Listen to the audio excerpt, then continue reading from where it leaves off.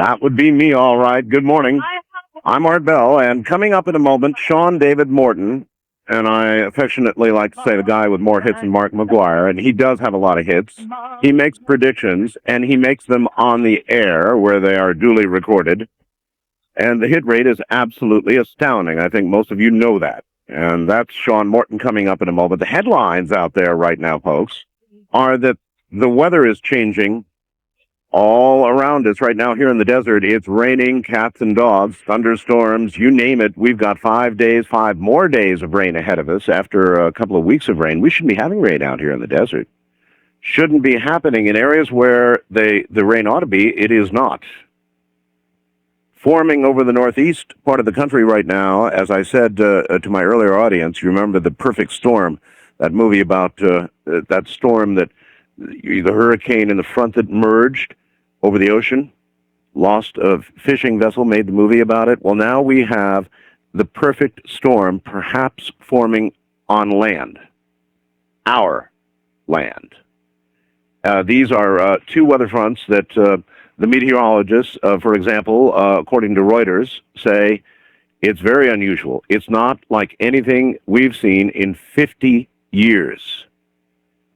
And what could form from this is virtually the perfect storm, only it's going to be the perfect snowstorm. And the other bothersome thing about it is it may sit in one place. Bad as it gets, it may sit in one place, and that's going to make it much, much worse. So there's some things you really have got to keep your eye on out there going on right now, folks. It looks as though the Marine Corps has a new weapon, a directed energy beam weapon, microwave basically, that they say is won't hurt you, just makes you get out of the area kind of weapon. But in my way of thinking, if you have a microwave weapon, they say it just heats skin. To me, that means if it's on stun or go away. But what if you turn the dial up? Microwave is something, you can run the kind of power level you want. So you go from heating skin to heating what? We'll find out more about that. A hacker has some of our top secret U.S. space codes that control our rocket ships and satellites. Isn't that great? And we have a mysterious set of photographs on the website right now at www.artbell.com. Trucker in Salt Lake took the photos from his cab. To me, if I were to have to say, to describe what he calls a sky ring, I'd say, well, it might well be some sort of dimensional portal. And I know that's jumping through the big hoops. I know that. And it's going way out on a limb, and I know that. But that is kind of what it looks like to me. You be the judge yourself. Take a look at it. It's on my website. It says UFO in Salt Lake City. That's the one you want to look at. Now, with a crack of thunder comes Sean David Morton. Let me tell you a little about Sean David. Since studying at the British International School in Cairo, at Stanford, and graduating from USC with majors in political science and fine arts, Sean David Morton has been an investigative journalist and writer, director, producer for TV and films. In 1990, he was writer, producer, director for a 13-part documentary series called UFO Contactees, gathering over 600 hours of interviews with witnesses and researchers from all around the world for Randazzo Productions. In 91, Sean was instrumental in bringing Area 51 to international attention by finding a series of hilltops that looked down on the super-secret facility and filming the base for the first time. They now, of course, have annexed a lot of that land. He was one of the original writer-producer on-camera investigators for UPN's Strange Universe, has been a contributing writer for UFO Library magazine, written and produced Sightings, Now It Can Be Told, and Hard Copy. Was a frequent consultant for unsolved mysteries. While at Strange Universe, Sean did the first national stories on the Chupacabra and the UFO contactee case of Adrian. Ah, yes. While at Hard Copy, Sean produced the first national news segments on the Phoenix Lights and the conspiracy theories behind the death of Lady Diana Spencer. Also wrote the first articles on the cover-ups behind the deaths of Diana, JFK Jr. and JFK Jr. Sean studied with the Dalai Lama in India, lived as a monk in Nepal, where he studied with the Black Hat Buddhist sect. It was there he learned meditative techniques that enhanced his own psychic abilities that we know about, allowed him to get in tune with the earth, induce visions, read maps, predict geologic events, and taught him to travel the time stream. His track record of predicting earth changes and catastrophes, economic trends, political events have been nothing short of astounding, bringing him to international recognition. Since 93, Sean has been the publisher and editor of the international monthly magazine, Delphi Associates newsletter, available by private subscription only, and we'll tell you about that as the program goes on. Here is Sean David Morton. Thank you so much. New York City, huh? Hi, I'm at the New Yorker Hotel, the hotel where Nikola Tesla died. Okay, back away from your phone just a little. You've actually got a hot phone. Most hotel phones are bad. This one's pretty hot, so get okay. How am I doing now? Now it's perfect. All right, there we are. So you can really relax. Yeah, I'm at the New Life Expo, which is run by Mark Becker here, and I'm giving lectures tomorrow at 3 o'clock, and then on Sunday at 3, and then a workshop at 5. Busy. And then an all-day workshop on Monday, teaching meditation techniques and remote viewing basics as well. So that's what I'm doing throughout the weekend here. And as I said, this is the actual hotel that Nikola Tesla lived in and spent his last days in through 1943, or maybe the government faked his death or something. But look around, see if there's any leftover gadgets. No, nothing. No Tesla balls, no healing devices, no lightning rods. How about just a picture of Tesla on the wall somewhere? They don't even have that. Oh no! This was the place where he spent his last days. Well, then you should tell them. There should at least be a portrait of Tesla on the wall. I'm not sure if they should actually put something up about, this is one of the guests who died here. I'm not, I don't know what kind of publicity that would be for the hotel, but it's. I hadn't thought of that. Yeah, it's nice. It's an honor to be here, and it's great and it's just so great to be back on your show. I'm glad you're feeling better. Thank you. And over the last month, I've been listening to the program religiously as usual, and you've just been awesome. You sound rejuvenated and happy, and I am. Just back in the saddle, man. Yes, indeed. You just had, I know all the trials and tribulations you've been through, and I'm just, all I can say is I'm so proud of you that you've seen it all through and come back to us. Very kind of you. Thank you. We have so much to talk about. And you know what? Let me start here. Sure. There is a prediction right now of virtually the perfect storm hitting the Northeast, where you are right now. They're talking about a foot of snow or more. I mean, they're really sounding worried. I've got the Reuters news story here, and apparently a cold front coming from Canada, just like with the perfect storm before, and all this incredible moisture sweeping out across us, moving east, and a front that they say is going to turn around, go in the wrong direction, are going to all collide and create this horrendous storm. Maybe. You've been hearing about that? Yeah, out here, and it's the only thing that I can say about it is that when I was doing meditations on the weather patterns and the weather forecasts throughout the United States, and then I published those in October, I stated very emphatically that I was getting what appeared to be an artificial energy that was coming out of Alaska. And I said back then that it looked to me as though a series of things were happening across the United States. And this was kind of strange, because the last time I was on the program, which was the December 29th show with Ian Punnett, I had described in the newsletter that what I saw coming for the United States was a series of weather patterns that didn't look like weather. They looked more like terrorist actions, literally where the weather patterns would be 40, 50, rather balmy during the beginning part of a week, and then would slam down to very, very low temperatures, literally in the Midwest to 30, 40, 50 below with wind chill factors, that you would literally have summer on a Monday and then winter on a Wednesday,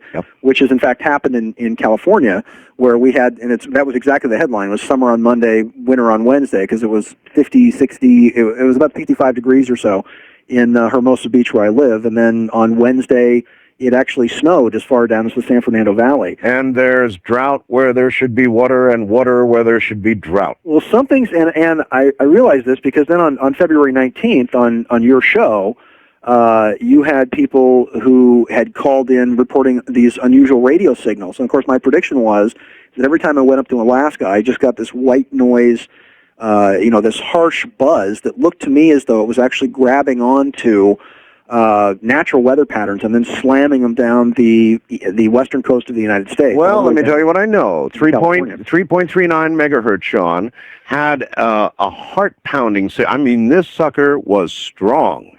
Now, it went away, and I've just got news in the last 12 hours that it's back this time around 7 megahertz. They deny they're doing anything at HARP, although they do have a schedule, but I think it was HARP, and I think a lot of other people think it was HARP, too. Well, there's a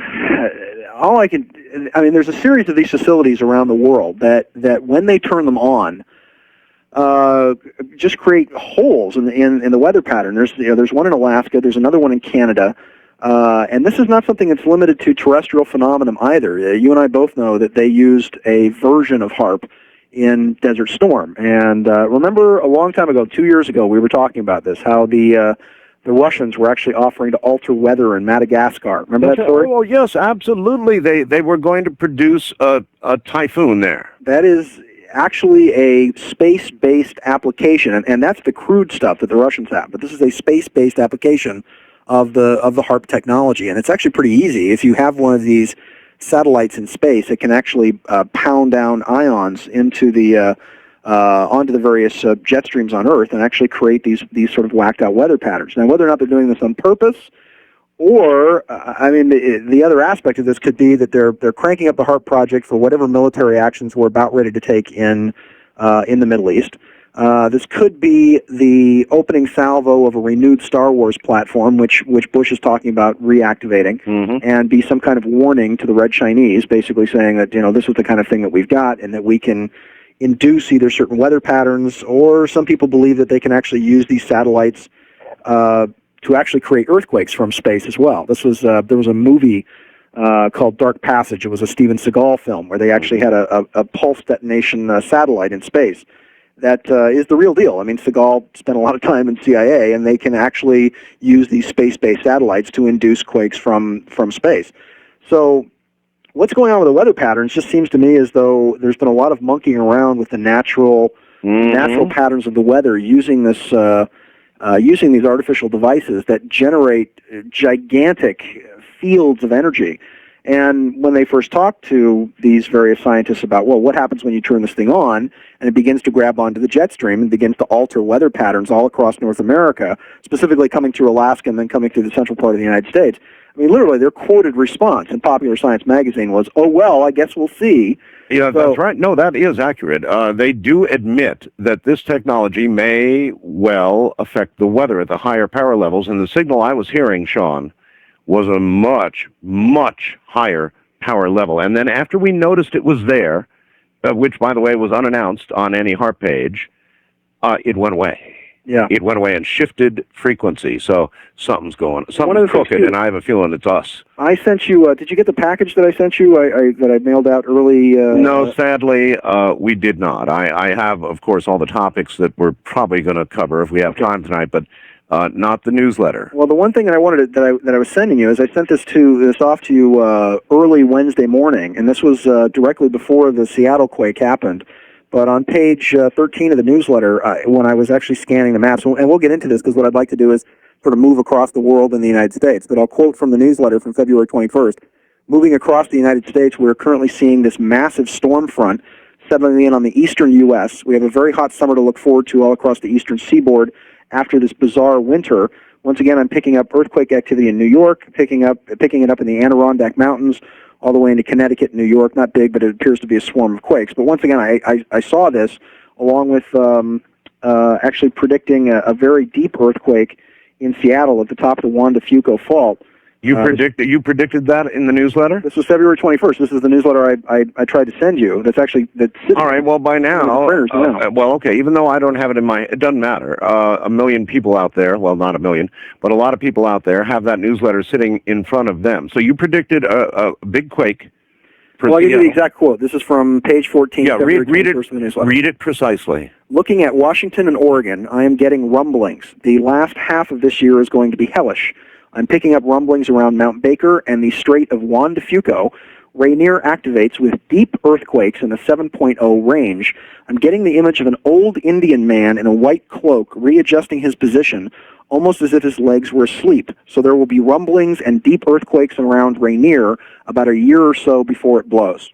And that's from the February 21st news. That's what I sent you. And as we all know, it was a deep earthquake. It was about 40 miles down, I think. 30, at least 30 down. It was the actual Seattle quake. But that's the top of the Juan de Fuca fault. And in the rest of this newsletter, which is if everybody subscribes tonight, this is the newsletter that everybody will get because it's the big predictions issue, that now that we've got the top of the Juan de Fuca plate now activating, and the bottom of that same fissure that runs down the western coast of the United States down into Baja into Mexico, this is the trigger of activity that was talked about in many of the Mayan prophecies that has to do with Mount Popocatépetl actually coming to life outside of Mexico City, and the warnings that were coming down as far back as 1991 of the various Mayan prophecies and predictions of this world, the sixth world as it's called by the Mayan, of being that this would be earthquakes, that there would be man-made inducements of these quakes. Literally, the glyph for this is a totem that has very wide eyes with its mouth being torn open by what looks to be a human hand, showing that there are some kind of human actions that are taken that actually result in massive rippings of the Earth's crust. Well, let me lay this one on you and see if it makes any sense. I've had a lot of people, as you know or may not know, there is a webcam focused on Popo all the time. Okay. And I've had people sending me a series of webcam shots from Popo, which show UFOs in the vicinity. Well, I can explain to you exactly what they are because of the work that's been done by UFO contactee Carlos Diaz and his wife Margarita. And do then explain to me, what are they? Carlos has been having contact with these. He lives actually right in Tepoztlan, which is right near the foot of Mount Popo. Michael Hesseman was just down there just recently and has just done a fabulous documentary on Carlos. But I've known Carlos for many, many years. And one of the most interesting of the UFO contactee cases that I found, because Carlos deals with these ships that are not technology-based. They seem to be plasma-type craft. And this is the interesting thing about his story. On the one hand, you have what appear to be these hardware-based UFOs. That people talk about the Pleiadians and the Syrians and physical machines and objects. But what Carlos is dealing with is these plasma craft. He's, for the last 18 years now, has had ongoing physical contacts with these beings. The Strange Universe crew, when I was there, went down there and actually filmed these craft, floating around his house. He has videotape of himself where he sets up the camera outside of his kitchen window, walks into a field at night, shining a flashlight on himself, where he calls one of these craft in, and it actually then physically appears on camera, just a thing that pops in. I don't think I'd do that. And, he walks around with his flashlight, shines it up at it, goes back in, gets the camera, points it at the bottom of the ship. And when I asked Carlos, well, what are these beings called? And, he's translating to his wife, Marguerite. And he says, I don't know. I call them the amigos because they're just my friends. They don't tell me where they're from. And I said, have you ever been... How does he know they're his friends? Then I said, have you ever been into space? Have you ever seen anything out in space? And he says, no. I go into these craft, and we go into the Earth. And I said, well, what do you see while you're in the Earth? And he says that what they're doing is that they were taking samples of things on the surface of the planet, that inside these caverns underneath the Earth were what appeared to be these huge reddish-orange spheres, and that he at one point put his head into one of these spheres and could actually see animals, flora and fauna, almost like a kind of a galactic or a zoo. I don't know, Sean. I think this fellow's a Darwin Award candidate from Mexico. Listen, stay right there. Okay. We'll be right back. We're headed toward the bottom. Right now, shining flashlights, putting your head into the body of the beast. No, I don't think so. From the high desert, the desert of the sea, this is Coast to Coast AM. Can we know the future? Well, Yes, I think we can. I, too, had a caller on the show that predicted a big earthquake in Seattle. It's what Sean David Morton does, and I don't know, after you've had enough examples of people doing what Sean David Morton does, what that lady did, and what a lot of other people did with regard to Seattle, you've got to, I guess, close your eyes and consider that, yes, it might be possible people can predict. That fax is so good for my soul. It helps my flu go away. Sean David Morton will be right back. All right. Back to Sean David Morton, who's in New York City right now. Sean, you're back on the air again. Thank you, sir. And where does the power to predict, the ability to predict, come from, Sean? Oh, I wish I knew that. I could say that it's some people believe that the future exists, that time as we know it exists holographically, that it is that it is all sort of happening all at once, that it's that the past and the present and the future are holographic in nature and all exist simultaneously with each other. However, I've seen timelines change, and I've also noticed that with, for example, the predictions of, say, Nostradamus and Edgar Cayce coming around the turn of the century, that their predictive ratios and hit rates have been, Cayce was probably, right on it up until about 1972 or so, and then his prediction ratio began to then drop off. Nostradamus, who knows, because there's so many timeline problems. Yeah, so many interpretations of his prophecy. I think that there is an overall plan for the ascension of humanity, and that it's almost like a 4-year course in college that. You can either do it the easy way and take all your classes at the beginning, your freshman and sophomore year, which of course nobody does, or wait till your senior year to get everything out of the way and then cram and study for it.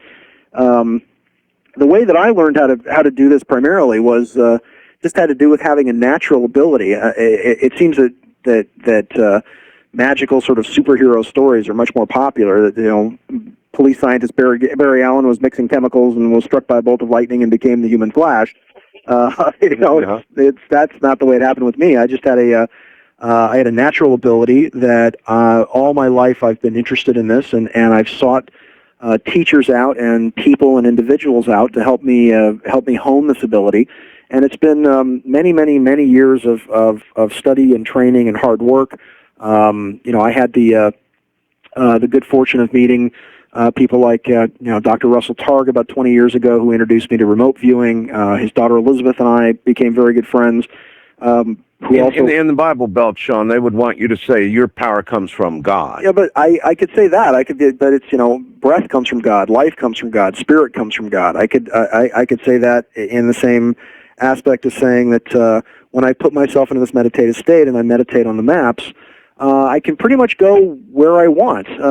Sometimes in the astral plane when I'm meditating, I do have angelic beings who physically stop me at certain locations, who will say, you're not supposed to know what's going on here, that there are literally futures that are being decided, that there are things in the astral plane that are... The election was one of those things. When I was talking about 2 years ago, when we were on the show, and I said that there was that George Bush was going to be the president. You did, yes. But that there was something about the election, that there was that I was being stopped, I was being jammed, that there was I wasn't sure if there was even going to be an election at all. Yeah, no, you know what it was? What was that? It was an astral Chad.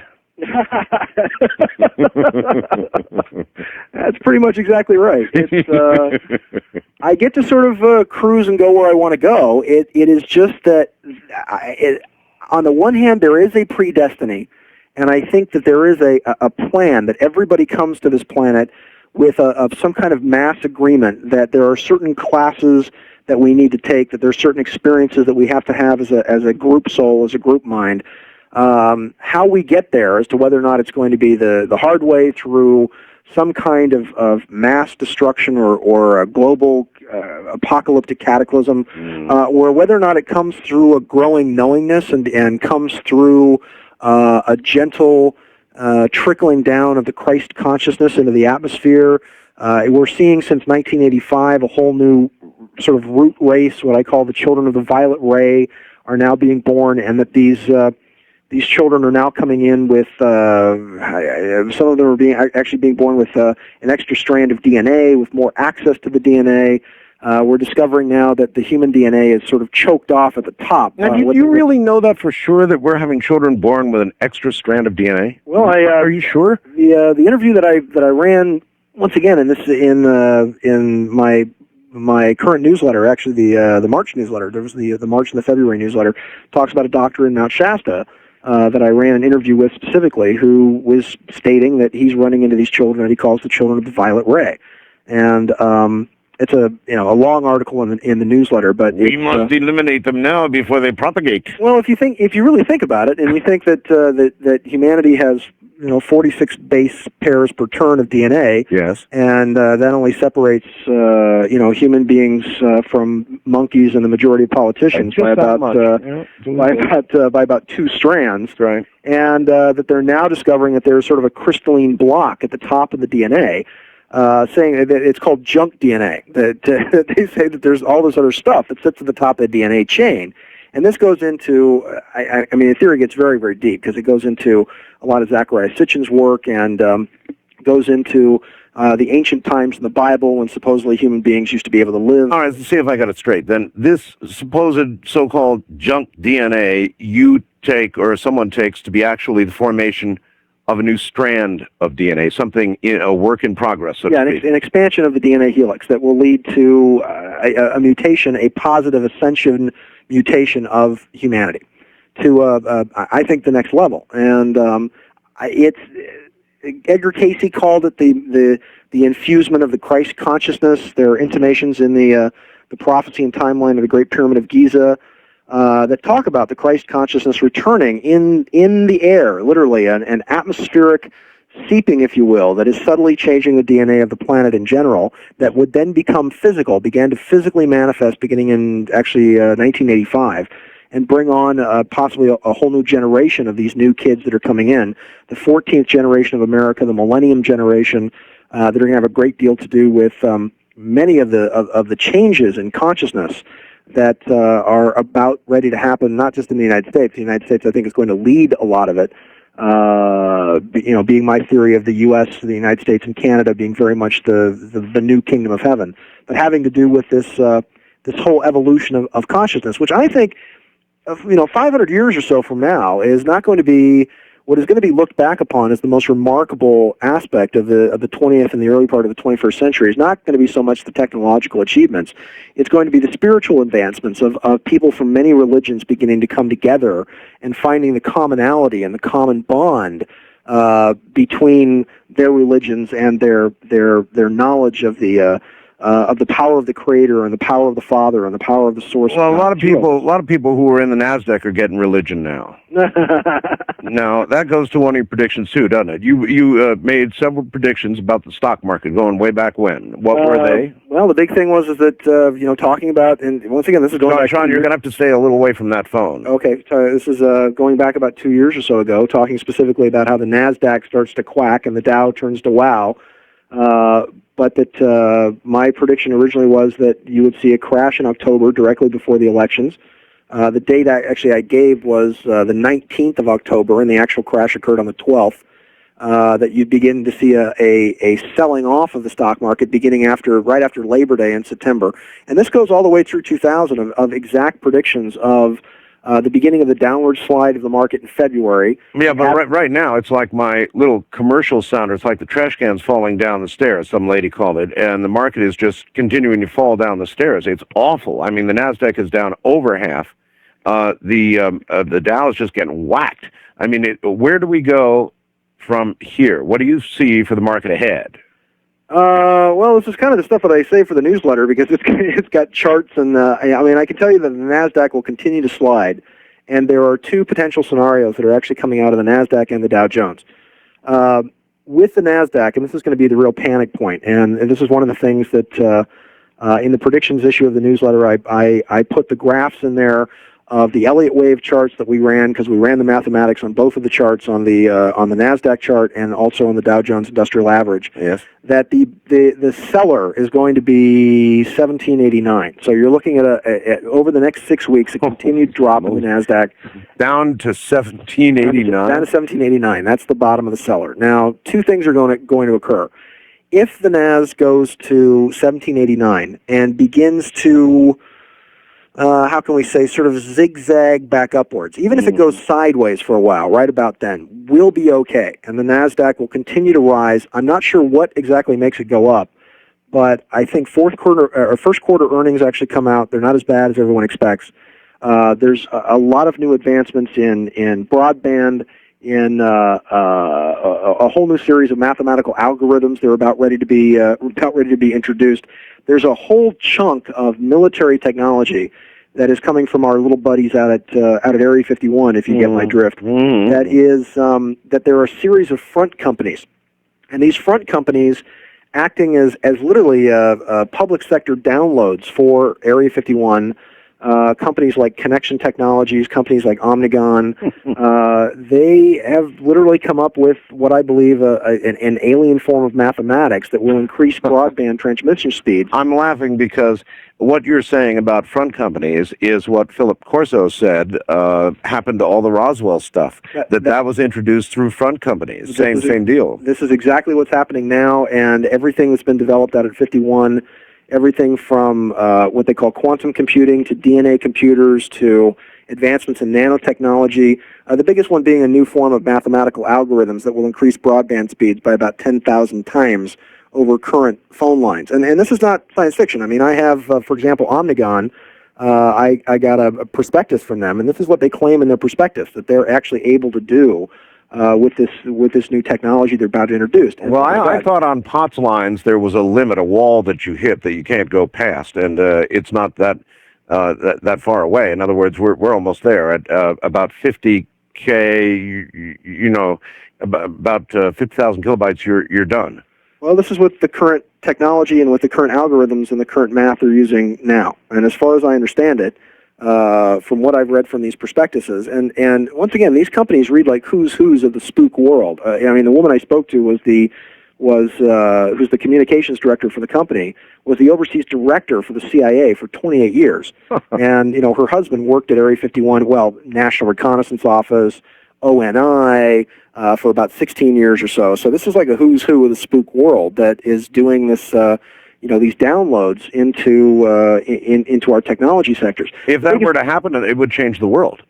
But that's that's what they're shooting for, is to be able to take this new technology, and this is going to be the hope of the economy for the United States and for the NASDAQ and for technology in general. Because what you're looking at is you've got a basically potential customer base of about 6 billion people, obviously. Sure. And then you've got all this stuff that's available on the internet. I mean, you know, however much is out there in terms of products, goods, and services. Well, look at this. If what you just described came true, even by 20%, Sean, you would have television, broadcast television would cease to exist for all practical purposes, because you could deliver high-resolution video and audio to somebody's computer screen. That's right. It would fill the entire screen and would be better resolution than you can get from satellite or anything else right over your phone line. That's to give people some idea of how it would change. That's absolutely correct. And you would also then have a DVD player that would then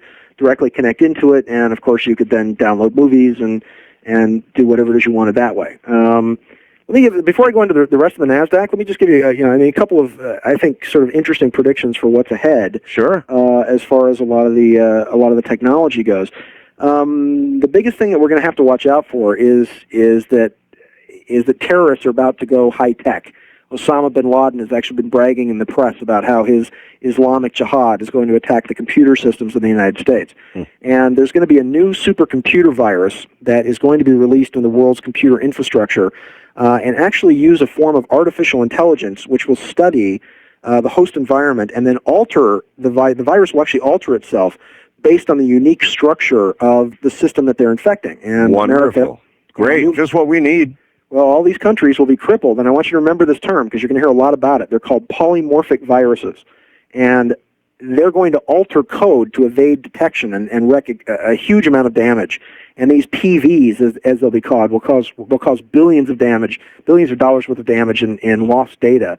They'll also be used to excuse and empower a consortium of internet police, possibly out of the United Nations. So we need to watch for copyright infringement, trademark violations, and other sins against intellectual property. Yeah, and all of this will no doubt begin as some little clerk in a government office in some obscure place opens a piece of email that says, "I love you." Yes. Or download Sarah Michelle Gellar now. That's right. But this is going to be, it's going to have a lot to do with, the internet police that are going to be protecting primarily intellectual properties. Of course, China is the largest violator of most of this. Also, I mean, the internet is going to go interplanetary, even intergalactic. Back in April of 2000, NASA demonstrated that it could actually use standard internet protocols to communicate with orbiting spacecraft, just like any other node on the internet. So engineers over at NASA Goddard Space Flight Test successfully contacted UOSat-12 spacecraft through a ground station in Surrey, England, using internet, what they call ping packets. And the project is actually called Operating Missions as Nodes on the Internet, which is OMNI, is actually the abbreviation for it. And it was the first time that a spacecraft has ever been actually accessed through an internet address. So one of the big things that we're going to see is we'll actually see internet websites as or domain names .earth, .jupiter, .moon, .mars. Oh, really? So that'll be kind of interesting. I've got a headline here from Stockholm. It's Reuters News. Says an unidentified computer hacker has got hold of top-secret U.S. computer system codes for guiding spaceships, rockets, and satellites, according to a lawyer in Sweden. So they've got the base code for operating our satellites and rockets. All I can see is the Swedish chef from the Muppet Show behind a computer going, "Yeah, I'm going to crash the satellite now. Here it comes down on your head." Yeah, unfortunately, maybe not so funny. That's exactly the kind of thing they probably would do with it, don't you think? Well, quite possibly. I mean, as I said, this is going to be the internet terrorism, and the terrorism in the next decade is going to be computer driven. And maybe Mira come down a little early, huh? It might. Now I'm simultaneously excited and pretty much terrified by a lot of the developments that have happened in biological sciences. And though a lot of these probably won't happen in 2001, I mean, we probably by the year 2002, most likely we'll see, probably the Raelians will try to clone that French race car driver that leads that bizarre cult. Do you hear the interview I did on that? No, I didn't. I interviewed the president of the religion here in America about the cloning that they're going to do. Was that Helen Marie Tarrant, I think it was? No accent here. An American, head of the American religion. Now, he said that not only are they contemplating cloning, they're contemplating downloading. In other words, you produce a clone, another Sean David, and then when Sean David's bod begins to give out, you take the contents of Sean David's brain and you download it into the new little Sean David, who now essentially gets erased, replaced by the older, failing Sean David, and you have what? Well, downloading my brain would only take probably about 3 megs. So no, but what I mean is you've got you in a brand new body, and essentially you'll live forever. That's the soul catcher technology that's coming out of England. That's what they're talking about. All right, hold on. Good morning. Sean David Morton is here, and we're doing a bit of Predict It. That's what Sean does. We'll get right back to it in a moment. Stay right where you are. Headed back now to Sean David Morton. By the way, we're going to ask Sean about it. Whatever it is, ginger, whatever they want to call it, it. Maybe a personal transportation device. I'll tell you all something right now. For about a month, I've been sitting on something that my wife and I discovered regarding a personal transportation device. And I can't tell you about it yet. And it's nothing as exotic as the Sky Car, believe me, but it is definitely something you're going to love. When we can tell you about it, we will. We're sitting on a interesting piece of technology that we've discovered. So that'll be coming up. Anyway, we'll ask Sean about it. He was telling us about some biological type things. Sean?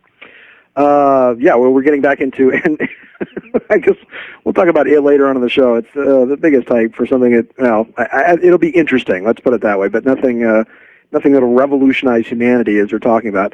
Like I said, what I wanted to go through here is just, this is just primarily my research and my feelings on where the trends are going to go, and then get into what I'm actually seeing psychically as far as the rest of the world. But we obviously have a lot of time tonight.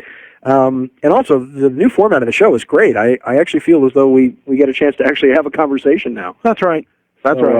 Well, that's what I bargained for. Yeah, I guess you drop the floating breaks at like the 20s and 40s, eh? Well, I float them where I want them, and they're shorter. Right. Oh, well, it's a lot nicer.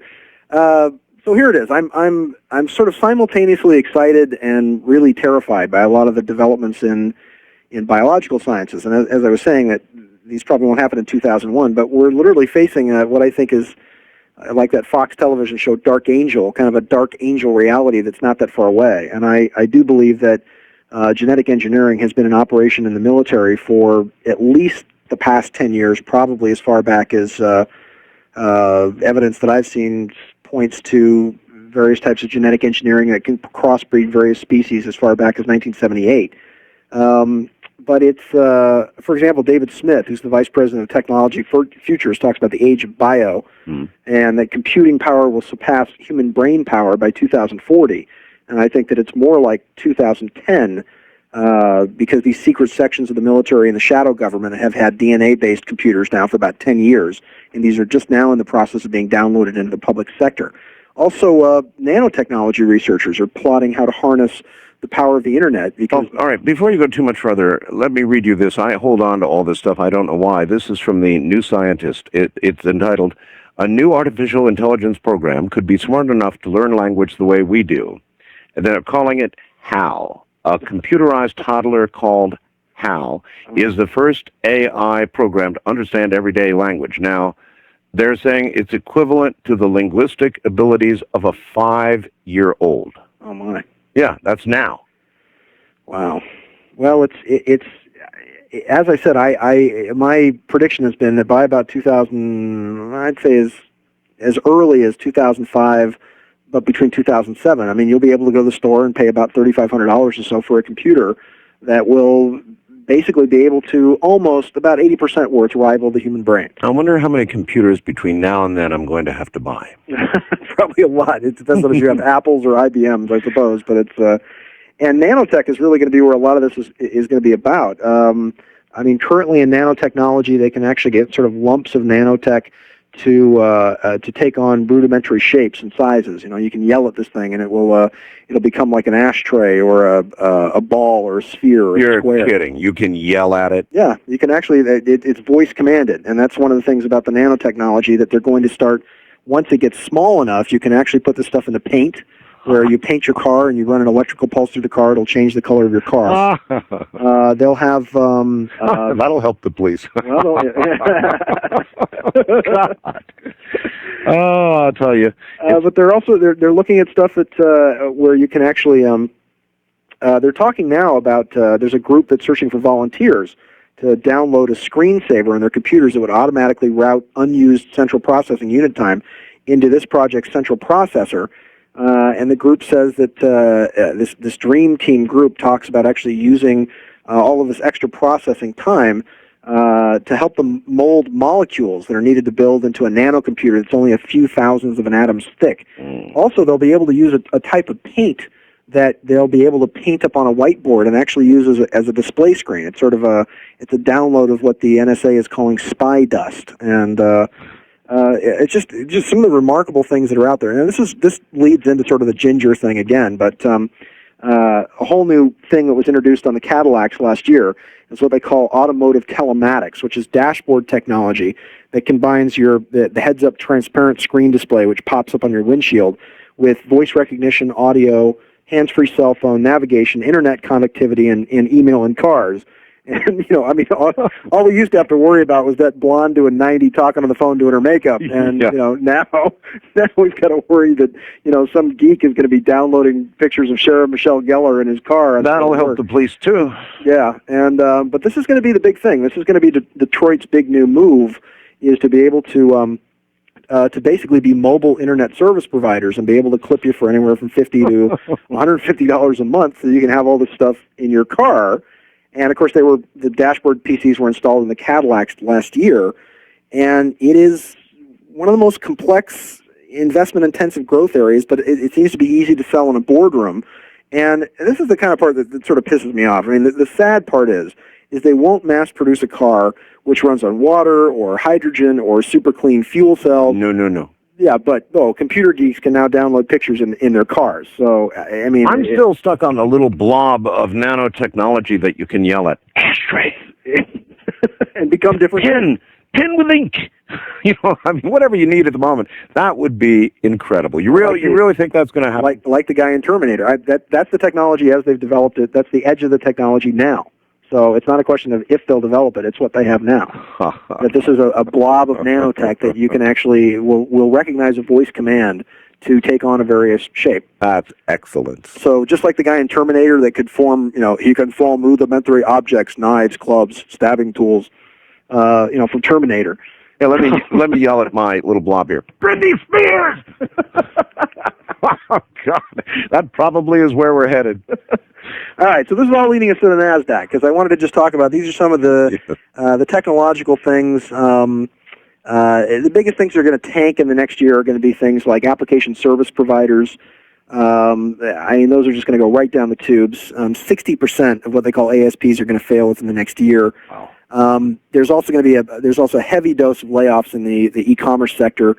It's actually interesting because they've got all these young kids that are just getting ready to come up, the sort of Generation Y, as they're called, and but they don't have any senior managers because we've got this glut now of kind of middle-aged people or people right at the edge of the baby boom that are getting ready to retire. So senior managers, who are now retiring, there's about 76 million baby boomers that are right at the end of their formal careers, and there are only about 44 million Gen X gang out there to replace them. So, I mean, this is going to be the big crunch in the technology sector is going to have a lot to do with this. So, what does this all have to do with the NASDAQ? A lot. A lot. Talking about what the NASDAQ is going to be, that there's two scenarios for the NAS right now, and as I said, for anybody that orders the newsletter tonight, they'll get the predictions. Let me stop you there. Yep. I get these messages during the show, Fast Blast messages, from Rand, R-A-N-D, in Las Vegas.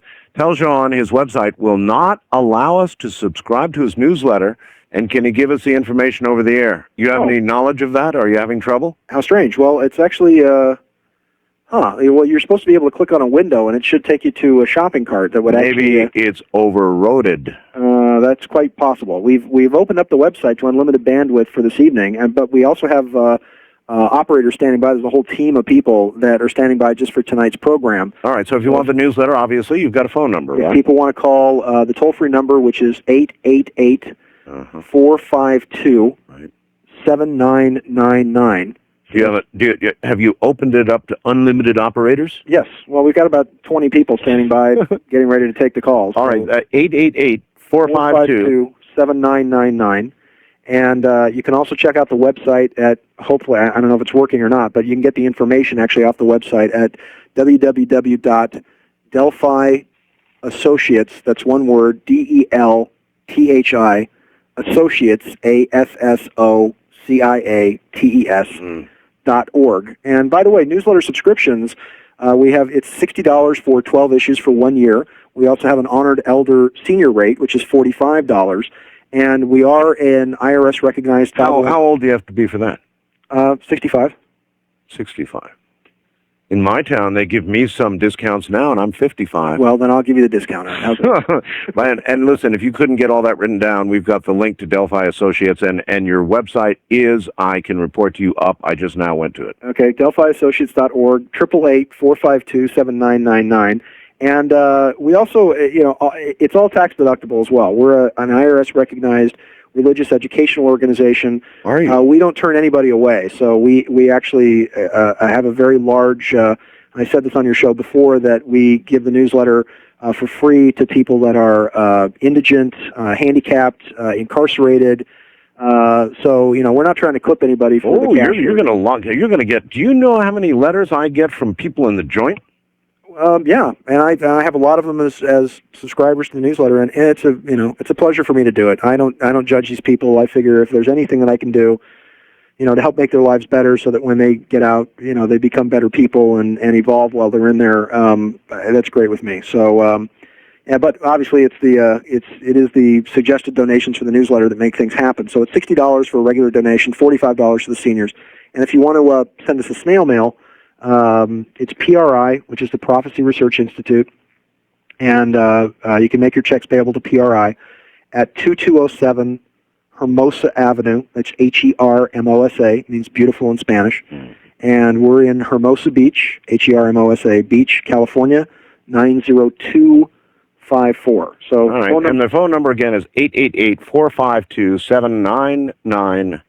Nine. All right. And actually, if the people order now, we got two newsletters, one right on top of the other. So they'll get the newsletter called Prometheus Unbound, which is all the predictions for the year. It's got the charts for the NASDAQ and the Dow Jones Industrial. Okay. And all the predictions. And they'll also get Year of the Snake right after that, because I just got finished with the Year of the Snake newsletter, which is the March issue. So they'll get the February issue right away, and then they'll get the March issue right on top of that if they order tonight at the same time. So.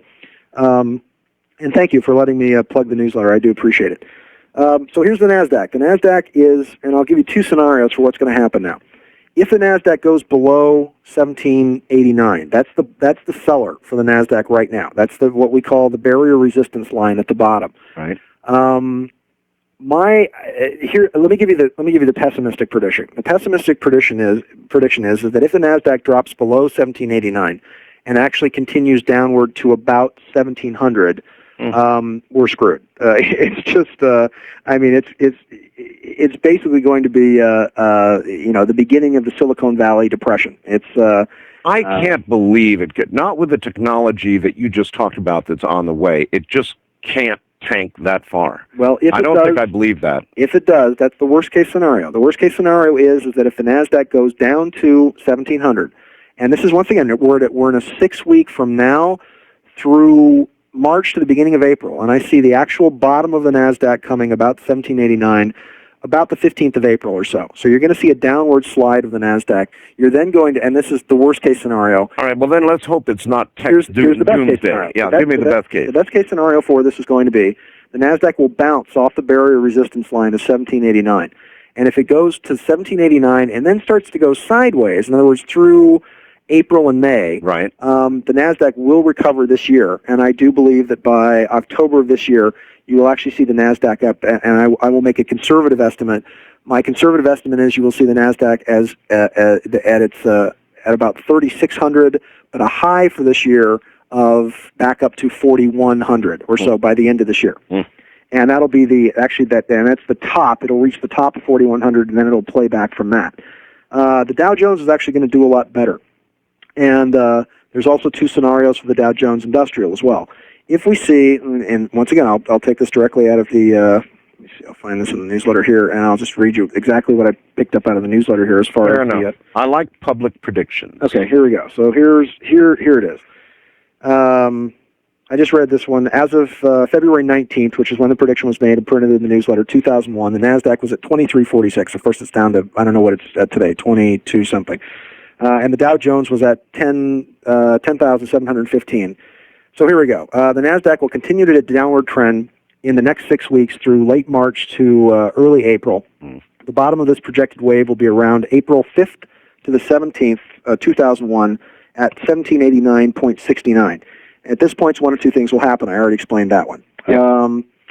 The Dow Jones. The floor seller. All right, so here we go. Let me give you the Dow Jones. The Dow Jones Industrial Average, it's a lot like the heartbeat of the nation. And when it has a heart attack, I literally feel it. And I focused a lot more on the Dow Jones than I have the NASDAQ because I thought that that most people would see that the NASDAQ, that Yahoo just was not worth as much as Texaco, and it was just sort of, billions of puffs of hot air. But as I said, I think the Dow will turn to wow in the next few months, and that old economy industries, specifically defense and financial stocks, should return it to the lofty territory of the upper half of about of the 11,000 range. Well, then what you're saying is you think a lot of the money that's gone to the sidelines and has decided to become safe for a while, and I don't blame it, probably sitting in people's money markets funds, is going to now, there's going to be building confidence in the old economy, and the money's going to go back into the Dow. Right, and that this is going to be, and here's the two scenarios for the Dow right now. If the Dow Jones, and this is by the end of this year, if the Dow Jones comes back to 12,000, which I expect it to be, and actually I made a prediction, I think, I think it was the show with Ian or the show with Mike a while back, that I saw the Dow actually recovering and rising up to 20% above what it was at its high in October of 2000. That'd be nice. But if there's two scenarios, I'll give you the worst case scenario again. The worst case scenario being is that if the Dow goes to 12,000 and doesn't stick, in other words, if it continues to go down and the Dow goes back down, in other words, if it hits the 12,000 line and recesses back down to about 11,300, just get the hell out, because that means that we're on a long, low, bumpy ride, and that the economy will not stabilize for at least till the end of about 2002. That's the worst case scenario. A lot of this is going to have to do with Bush, and we'll get into the real specifics about what's going to happen with him in about the next 3 years. Yeah, but by the way, you say he's only going to be a 3-year president. Yes. How come? We'll get into that. Let me finish the Dow, and we'll talk about that. All right. But it's the economy will recover at the top of the next wave. And I'll just read you what it says. If this year the Dow Jones Industrial goes above 12,000 and sticks at around 11,600 or above, then the economy will recover at the top of the next wave and will take us through March of 2002, with the high of next year in 2002 being 13,052. And this is the optimistic projection would be that we would see the Dow Jones at 12,000. My optimistic projection would be May or June. More realistically, we would see the Dow back up around the 12,000 range, probably as late as September, October. However, if the Dow Jones hits 12,000 and does not stick, or keeps going up, but backslides down below 11,300, right, then we're in big trouble, and this will mean that we're headed not just for a recession, but a depression, and the slide will not end for another 2 years. And there are 3 bottom targets for this rolling tsunami of 9,287, 8,418, or 7,823, and these are the best, medium, and worst case scenarios on this. So I'm pretty optimistic. I think that what will happen is that I think George Bush is going to be a lot smarter than people give him credit for, and that the whole country is kind of holding its breath this year. And by the beginning of next year, he's going to turn his attention much more towards domestic policy. And I think people are going to realize that, or they're going to assume anyway, that he's sort of on the right track. And I do get my predictions for his entire presidency in here, which is probably the next thing we might want to talk about, if you want to talk about his 3-year presidency. Well, I do. I think I do, depending on how you think it's going to terminate. Is it going to terminate in a way that if you were to predict it, let's put it this way, the Secret Service would come knock on my door? I don't know. Maybe we should talk about that off the air. We can also. I made the prediction as far back as '98 again, when I said that. I said quite specifically on your show that George W. Bush will be the next president of the United States, but that he does not survive this time. All right. Hold it right there. All right. Sean David Morton is my guest. He makes predictions, and he's doing that tonight. We'll find out about the Bush presidency, probably, coming up in a moment. From the high desert, this is Coast to Coast AM. All right, now, here to talk about the Bush presidency, Sean David Morton. Sean. All right, here we go. Now, when I was on the show on December 29th with Ian, he actually dug out these sound bites and played them, but I will quote them again. On October 1st of 1998, you and I were on the radio together, and let me quote the first one, where I said, quote, Al Gore will be the Democratic nominee, and he will choose as his vice presidential running mate either Dianne Feinstein or Lieberman, a Democrat from Connecticut. This was 2 years before the election. Incredible. Also on that same program, I will also quote it, and Ian played the sound clips when I was on the 29th of December. The thing is here, Art, I'm looking at the year 2000. Politically speaking, if the election is held in 2000, the Republican candidate will be George W. Bush, and there are two possible futures going on here. George W. Bush, I believe, dies in office as president. However, the blur here is, and I say this in all honesty, when I'm doing my meditations, Art, I'm not sure there is even an election in the year 2000. Now, that was the exact quote from October 1st, 1998. Mm-hmm. Now, obviously, there was an election, but it was held, the immensely confusing circumstances that occurred, that Gore was declared president-elect by all the news networks, and then that was put back in the undecided category. Mm-hmm. So here's what we've got. Now that my prediction of George W. Bush, and I wrote a number of articles about the pattern that we're repeating. I stuck to my guns through the entire 2 years saying, look, this guy's going to be the next president of the United States. You guys better get used to it. And let's talk about what I see as being his next 3 years in office. There is, and I hope we can talk about this. I mean, in political history, there are two very interesting things that happen to American presidents that is known as the zero curse, which is obviously pretty well known. Some people call it the curse of Chief Tecumseh, or the curse of Chief Degejedawiya, which is kind of an American way of covering up the fact that there is a rather unique conjunction of the planets Jupiter and Saturn that cut directly across the astrological chart of the leader of the United States approximately over 20 years. And the only president that's ever beaten the zero curse has been Ronald Reagan. And the reason Reagan beat it was because this conjunction usually, in the history of this nation, the Jupiter-Saturn conjunction has always occurred in an Earth sign, Taurus, Virgo, or Capricorn, except in 1980 when it actually occurred in an air sign. It occurred in Libra, which successfully trined Reagan's chart. He had a lot of Aquarius in his chart, which not only allowed him to survive the assassination attempt by John Hinckley, but to come out the other side of it as an even more popular president than he was before. And looking at George Bush's chart, he's got like the worst astrological chart that I've seen in a leader in 246 years. And I pray, and also, and this is the responsibility of everybody out there, is that I pray that I am wrong about these things. And whether you like the man or don't like the man, it is the responsibility of every American out there to pray for our leaders, to pray for the president, and obviously to pray for his health and for his success. So this is in no way trying to create this reality. This is just trying in a very honest manner to show what I see and to put it out there to people. I mean, I wish that I could get a meeting with George Bush. I mean, it'll probably never happen. Improbable. So cutting through all of this, your prediction is?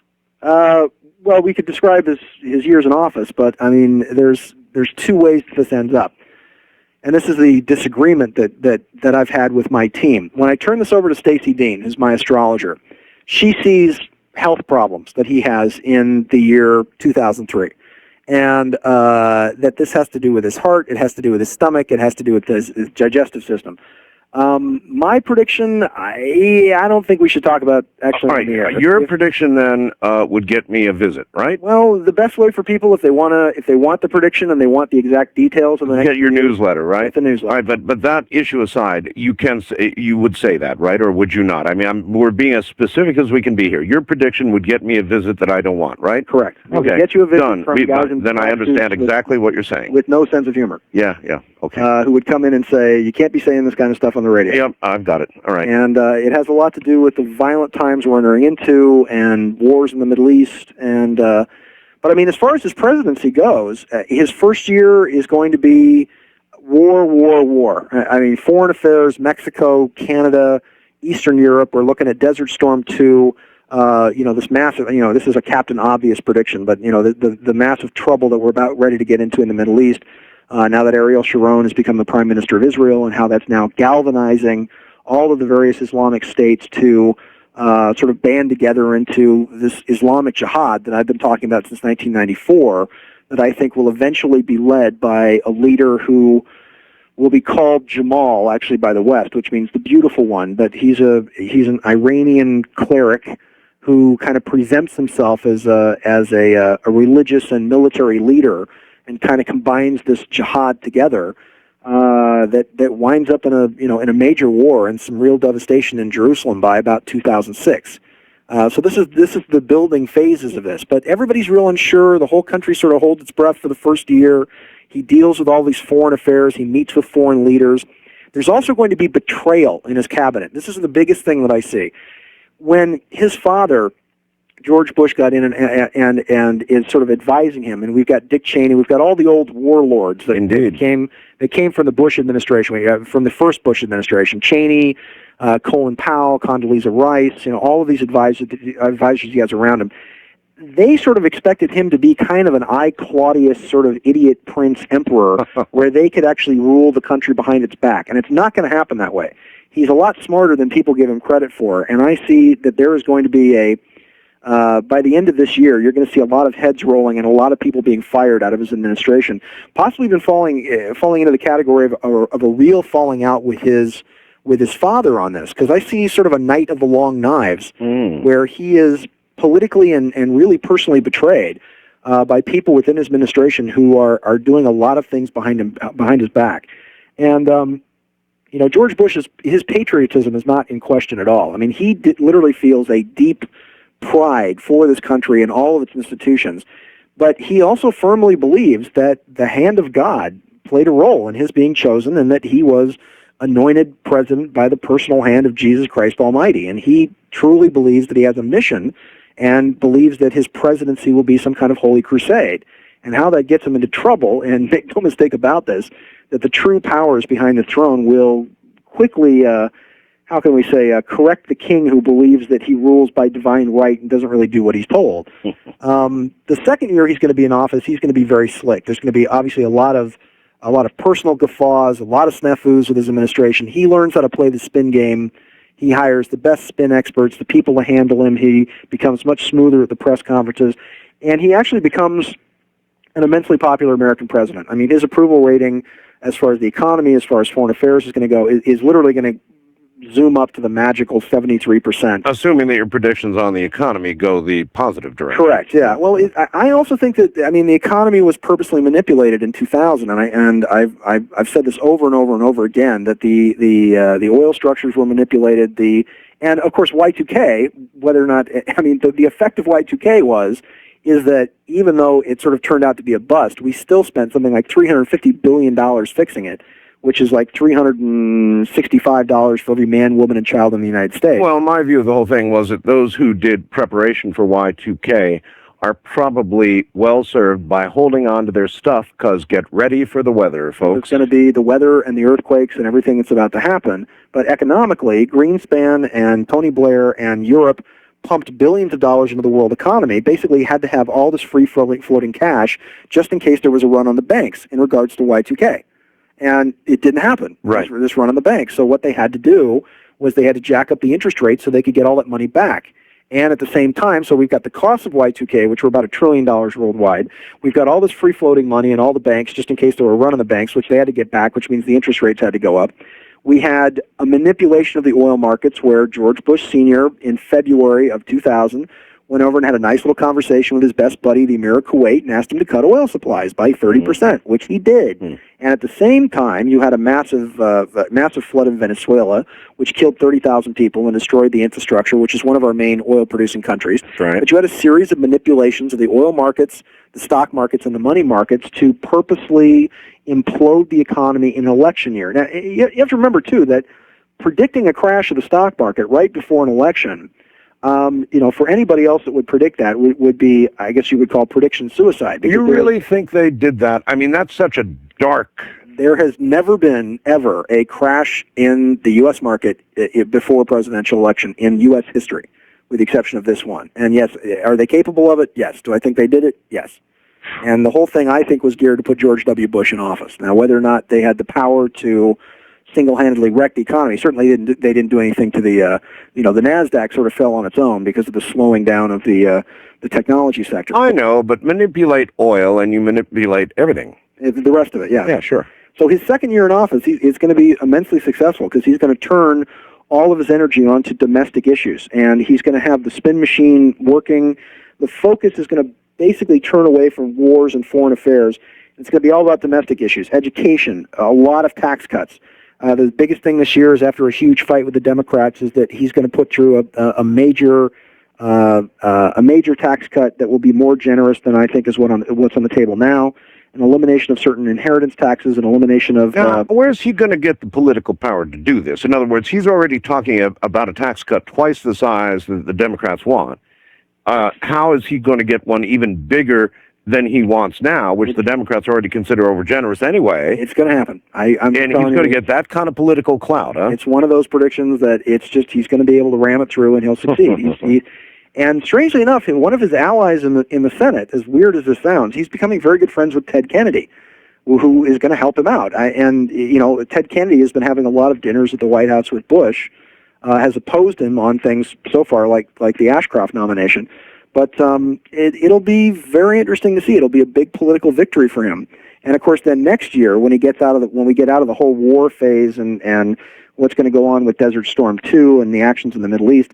The education, infrastructure rebuilding. He's going to get a lot of high marks from governors for re-empowering the states. Is the old Bush-Cheney crowd, you just said Desert Storm 2. Yes. Now, we just saw him jump, right away on Iraq. So you see Iraq doing what to provoke us into a second Desert Storm? What did they provoke us? How did they provoke us this time? Well, radar installations, that sort of thing, is, I guess, what provoked us into... Well, actually, the biggest thing is that the Chinese are in Iraq, and the Chinese are there with weapons technology that they either stole or were given by the Clinton administration, or bought from the Israelis, or were traded by the Russians.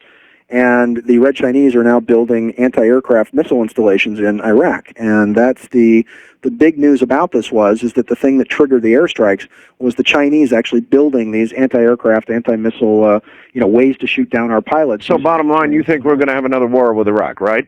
Yes. And this war will finish what was not finished the first time?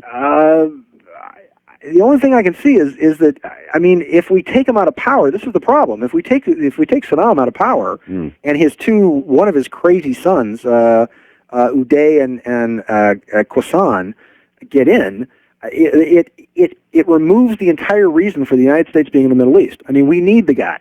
Number one, because he's a moderate Ba'ath Sunni that's basically keeping Iraq from going completely radical Shiite.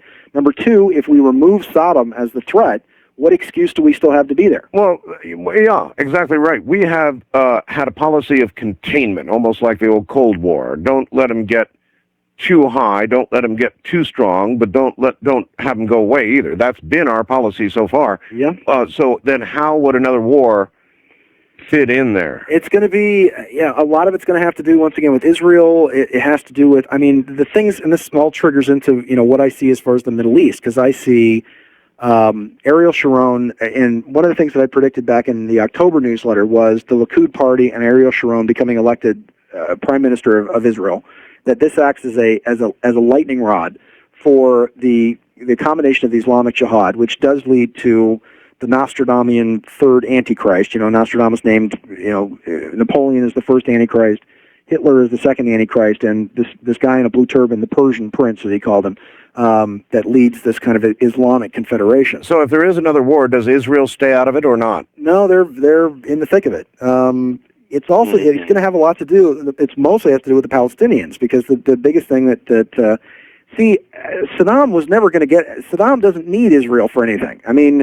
I've been saying since '92. A friend of mine who was an advisor to Bush during the Gulf War, a former Iraqi fighter pilot, he told me years ago that Saddam had nuclear weapons, that he had 4 nuclear weapons, 2 of which actually worked. Didn't have ballistic missile systems or guidance for those weapons, but he could pretty much huck them on a Scud launcher and cause a lot of damage. And that if Desert Storm didn't stop in Kuwait, that the threat was that he had actually targeted Tel Aviv and Jeddah in Saudi Arabia with these 2 nuclear devices. Now it's common knowledge all over the internet. And all over the news. People are talking about these 2 atomic weapons that Saddam actually physically has. Let us assume, for the sake of this discussion, he does have 2 atomic devices. If he were to use them against Israel, Iraq would cease to exist because Israel has lots of nuclear weapons. It would be a smoking hole in the ground. Buried in the desert, and they're ready to use them. Yep. And they would use them. Well, and that's another reason for the strike as well, is that he was moving his Republican Guard towards the western borders of Iraq to supposedly back up Syria and Jordan.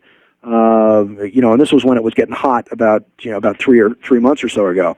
But the biggest thing I see in regards to Israel and in regards to the Middle East is an imposition of an apartheid state in Israel, which basically just cordons off and sort of puts in what effectively is kind of a huge prison camp, about 110,000 Palestinians or so. Oh my! And it looks like, and I talked about this months ago before I even saw this happening, or before this started happening. I just saw that the end of the Oslo Peace Accords would happen, and this is when I was talking to Mike Siegel about this back in September, saying, look, Mike, the Oslo Peace Accords are ending after 7 years. This is going to be the trigger for huge trouble in the Middle East, that we're entering into a 7-year war period, which eventually winds up on some sneak attack on Israel in 2006, and that you're going to see nothing but this massive war. Then in October I said, well, the biggest thing I see is the Likud party and Ariel Sharon being elected prime minister, which was a big surprise. Him galvanizing these people and then basically turning loose an apartheid policy, or he considers Jordan part of Palestine. So I see a forced march of people actually being driven out of Israel altogether. And of course, this is where it gets a little sticky, because the Palestinians are they're the backbone of the Israeli economy. They're really the workforce. So if you keep 110,000 Palestinians from actually going to their jobs every day, it's going to have a direct economic impact on the Israelis. Oh, yes. And at the same time, are they going to partition Israel up the same way that they did, say, East Germany, where you had these freeways that sort of went through the East German corridor, where you've got these guard towers? Because what I'm seeing is the guard towers with freeways, with barbed wire along the freeways, these overpasses that go over entire Palestinian neighborhoods, and literally a South Africa-style apartheid state. Well, the kind of war you're describing could be the end of everything. Literally, it certainly could be. It could be the trigger. It could. We all know what could happen there. Well, that's always been, and there's a whole series, everything from. Sean, we're at the top of the hour. Okay, all right, hold it right there. Good. And back into the storm of predictions we go with Sean David Morton. And by the way, let me do this for Sean. His phone number to order the newsletter is totally locked up. So, and it's been locked up ever since we announced it. So I would say you don't have an endless number of operators. Or we had about 20 people working, and I guess they're just taking credit card orders and going crazy. They're working. So the number to order the newsletter, if you would like to, folks, write it down. Do it tomorrow if you can't do it today, is 888-452-7999. One more time. 888-452-7999. I guess the website's locked up too. I hope you can at least hit the website and download the information. If not, go directly to the shopping cart and actually order things off the website as well. So I don't know if the shopping cart's locked up, but I know the website's open, right? Well, it was. I'll check it again here in a minute. Okay. Somebody asked a really good question. Did Reagan beat the curse, or could it be he ended the curse? No, because it's, once again, it has to do with this Jupiter-Saturn conjunction that cuts across the U.S. chart every 20 years, and so it's going to keep coming. I think it was, and more severe this year, because we had that huge alignment of planets all in Taurus last May. Obviously, the 5/5/2000 alignment. Okay, I think I've got it. So he didn't end it, unfortunately. No. All right. Listen, if we don't move ahead, we're never going to get to a lot of things I want to get to, and one of the things I want to get to is it. Okay. Ginger, whatever it is. Okay. Have you seen? It's actually there's sort of a demonstration of it. Strangely enough, have you seen the Hannibal Lecter movie? Yeah, not yet. Okay. I've read the book. In the movie Hannibal, yeah, it's a great book. Yes, oh yeah. It's all these Hannibal jokes, but never mind. In the movie Hannibal, there's a device that they actually use in Europe. That is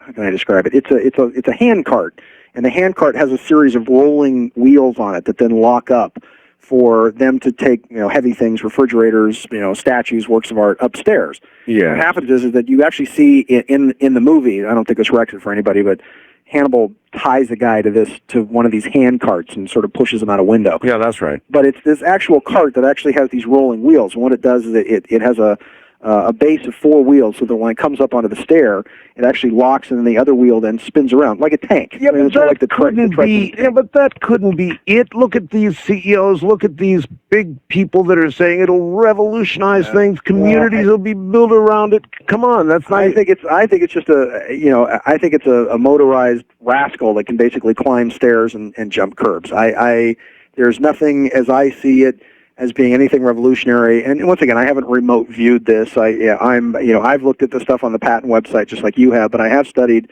a lot of what these people have put together in the past, and it looks to me, I mean, they're not doing anything that doesn't have anything to do with like internal combustion or regular electric drive. If they were, then I could certainly see if it was like a hoverboard or something, like from Back to the Future. But I think it's just a huge amount of hype, especially with the. So you don't think there's any anti-gravity involved in it? Anything as exotic as that? No, I think it's exactly like the device that you see in the movie Hannibal that moves things upstairs, and it will allow the handicapped, with either wheelchairs or with motorized scooters or rascals or things for. The older sections of the population to actually, climb stairs using this device. And I think that's about it. I mean, it will allow you to jump curbs, and because it's got 4 wheels on it, so when you come up to a curb, it stands up. There's like a platform, so it rides like a scooter sort of, and you hold on to the handlebars. I don't know how safe that is, but you can hold on to the handlebars of this, and then it goes to a curb or goes to a series of steps, and then the wheels actually lock and then roll and rotate.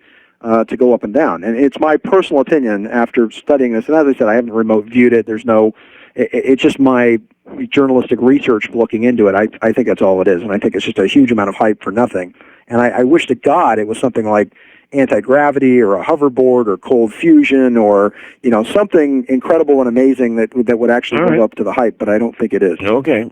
Here's something that I want to talk about. Yes, sir. That is very important to me. Okay. As you know, I was very close to Father Malachi Martin. Mm-hmm. And we discussed, prior to the alleged release of the third secret of Fatima, Father Malachi Martin and I discussed it, and there were things that I swore I would never speak of publicly about the third secret. But I can tell you this, and the Father said this, and that's about all you can say, is that if you can imagine the worst thing possible, it's actually worse than that. And so that's the only way you can really phrase it and keep a promise that I made to him. I do know a few things. Even now that he's gone, you can't talk about it? No, I can't. No, not if a man's word means something. No, I can't. But what I'm getting at is here, supposedly the third secret was released, and brother, it does not match up with what I know, what little I know, and I don't know at all. What little I was told by Father Martin, it doesn't even come close. I mean, what do you think? I completely agree. The things that we know as researchers about the third secret of Fatima is that the original secret was only about a page long, maybe a page and a half at best, and the one that was released by the Vatican was well over, I think, about 4 pages or so. They tried to allude to the fact that it had to do with the May 13th assassination attempt against the Pope by the Bulgarian intelligence agent back in the 1980s, and yes. that doesn't make any sense either. No, not particularly when you look back at some of the past popes' reactions to the third secret. It doesn't make sense. No, and why would Pope Pope Pius? It was Pope Pius the 23rd. I think it was the Great Navigator. Was it in 1962 when he supposedly read it? What would make him fall down and supposedly weep if it was just an assassination of a pope coming up? Exactly. I mean, I have a great deal of experience with what we call BVMs, or Blessed Virgin Mary sightings, because when I was a kid and I was living in Cairo, I took a semester off high school. My stepfather had a Lebanese business partner, which is why I went to Cairo in the first place, and took a semester off high school, which is when I went to the British International School there. And there were apparitions in Cairo that are actually repeating now. And a lot of people, and for some reason, these apparitions were every bit as good as and as well documented as the Fatima apparitions back in 1918 or 1918. I'm sorry, and these are the ones that were at the Coptic church, which is in Zaytun, which is a suburb of Cairo, and the Virgin Mary appeared and walked back and forth. Would appear every night about 7 o'clock or so, and would walk back and forth on around this church. And it was photographed and filmed and witnessed by thousands of people. And this was this was around Christmas time of 1967 and 1968. These apparitions then reappeared in late 1974, once around Christmas of 1974 through the beginning of 1975. Lasted for about 2 months. And we drove our bikes out there and sat and watched these apparitions walk back and forth across this church. They finally closed. They had to cordon off the entire area. They started charging people admission, to get in because they were blocking the streets, and the apparitions eventually disappeared. And then I also had some experience with this because I was in 1990 when I was doing the UFO documentary. We actually went to Medjugorje in Yugoslavia, and we saw some of these amazing apparitions that were happening on Miracle Hill there. And oddly enough, I actually got to meet Stone Phillips, who is now the anchorman for ABC News, but was then sort of a roving correspondent, who was also covering the Medjugorje apparitions. And we saw everything from UFO activity to rose petals falling from the sky, the sun splitting in two and pulsing in the sky like a beating heart. We watched the Medjugorje children in states of ecstatic rapture. We literally held flames up to their eyes. Myself and our cameraman jumped on the outstretched arms of this about 100-pound 16-year-old girl, and she held us both, effortlessly off the ground. She's holding, my cameraman was like 275, and I was about 180 or so, and she's holding us off the ground in this ecstatic state. So we saw amazing things. And then in Conyers, Georgia, for Strange Universe, we covered the Virgin Mary sightings that were occurring there. A lot of which were not really given.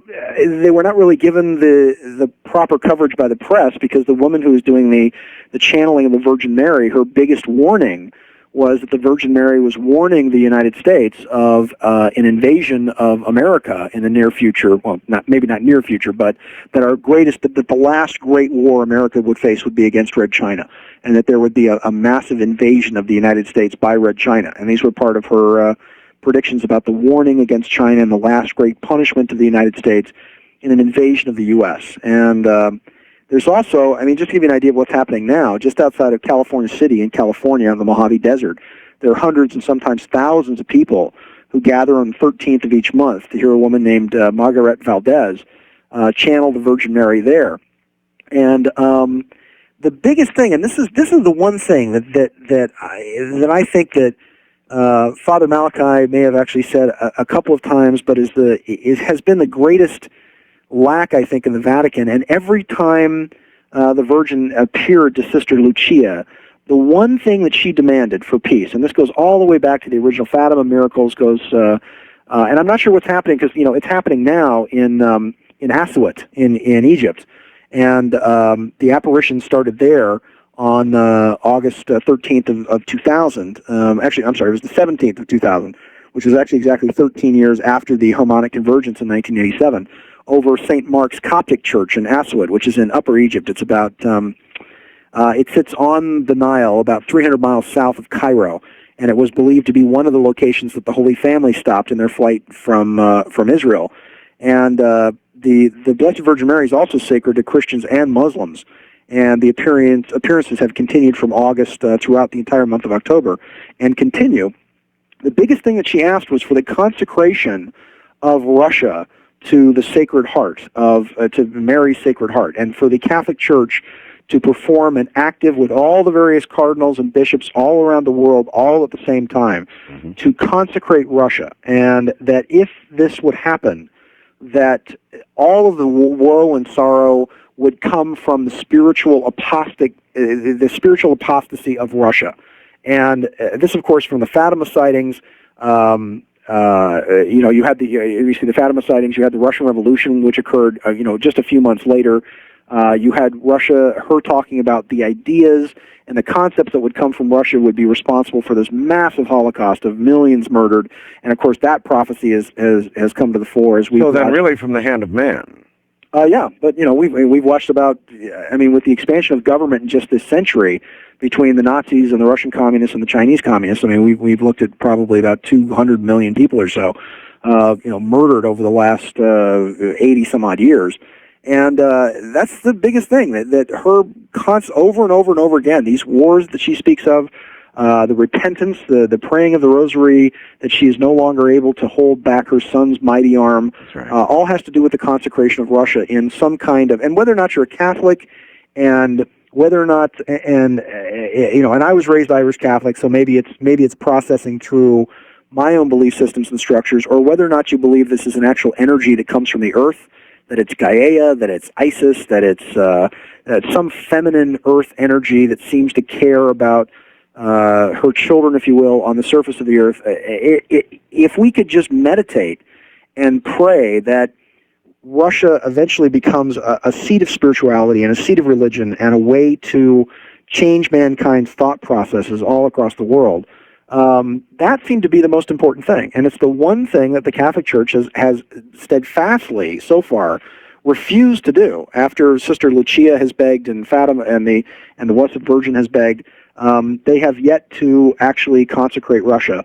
and do the ceremony that's necessary to actually consecrate Russia within the Catholic Church. All right. Anyway, bottom line, the release of the third secret was either only a partial release or inaccurate. I believe that it was inaccurate because, and you probably after speaking to Father Malachi, and I met Father Malachi years ago when he was teaching at the University of Santa Clara. That, and as I said, you probably know more about it than anybody. But I believe that the actual point of the Fatima prophecies was that there may be a satanic influence inside the Catholic Church, that possibly Satan himself would actually become the Pope, or would become a person of great power and influence within the Catholic Church. That this may lead to the destruction of the Catholic Church, and of course we have the prophecies of the prophet Malachi, who the Irish prophet from the 10th century, who Father Malachi is of course named after, and the various prophecies of Nostradamus, the prophecies of Malachi saying that we're in the last three popes now, that there would be the moon pope, the pope that would rule for 28 days, which is Pope John, and then you had the sun pope, which is which Pope John Paul II.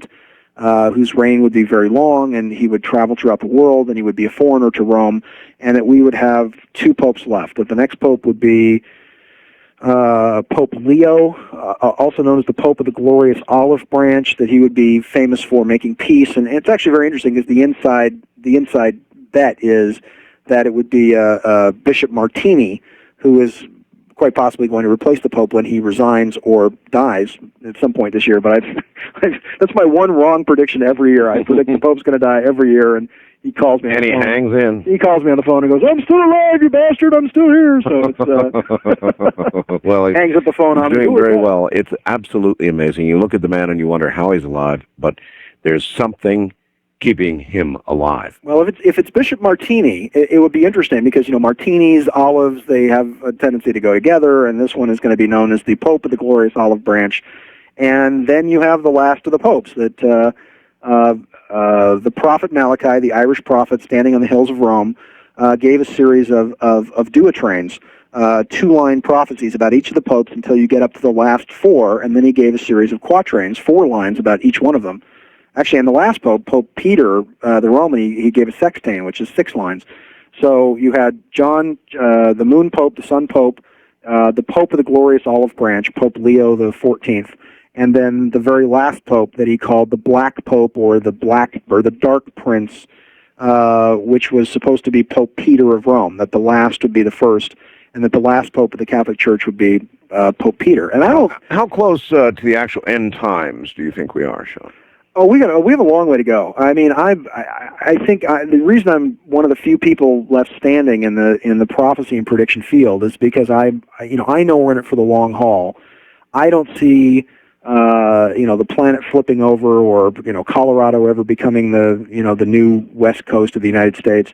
I very much see that the United States and Canada are, I believe, very much in prophecy as the kingdom of heaven, and as it's described in the book of Joel, where it talks about that the kingdom of heaven would have a great river to the south, that on the east and the west it would have shining seas, and its northern border would be the top of the world. And I also believe that there are two very specific sets of prophecy that have to do with the old Holy Land, the land of Canaan and Israel, and the new Holy Land, which I think is the United States. And the long haul that we're in now is a 40-year Exodus period that starts in 1999 that begins to pick up with the year 2000. My prediction was that it would be the year of the volcanoes, that 2001 would be the year of the earthquakes, and that we're in a 40-year Exodus period that then leads up to the year 2040, where I definitely see the return of some kind of messianic figure, a Christ-like figure. Well, that's not too far down line, 40 years. But it's not, once again, it's not the end of the world. We're not even now at the beginning of I guess what you would call the true biblical millennium. But if it really is Christ coming back, that will certainly set in place a chain of events. It sets in place the Messianic age, that we go through another 500 years of a series of messiahs. And when I say the Christ, I say an embodiment of the Christos energy. All right, listen, we've got to hold it here. We're at the bottom of the hour. I've got good news and bad news for you. Which do you prefer first? Okay, bad news. Bad news? The bad news is that the button on your website for ordering your newsletter has assumed room temperature. Oh, God, okay. It's dead. All right. The good news is your website is still up, but people can't order your newsletter that way. So hold on, Sean. We'll be right back. From the desert to the sea, and that's what we are right now as the rain pounds down. Going to keep pounding down for at least the next 5 days, as far out as CNN is looking. Rain here in the deserts, and dryness, and even fires in other areas where there ought to be a lot of rain. And the perfect storm perhaps forming and getting ready to move over the northeast. So I hope you all are getting ready up there. The forecasters say this could be a rough one.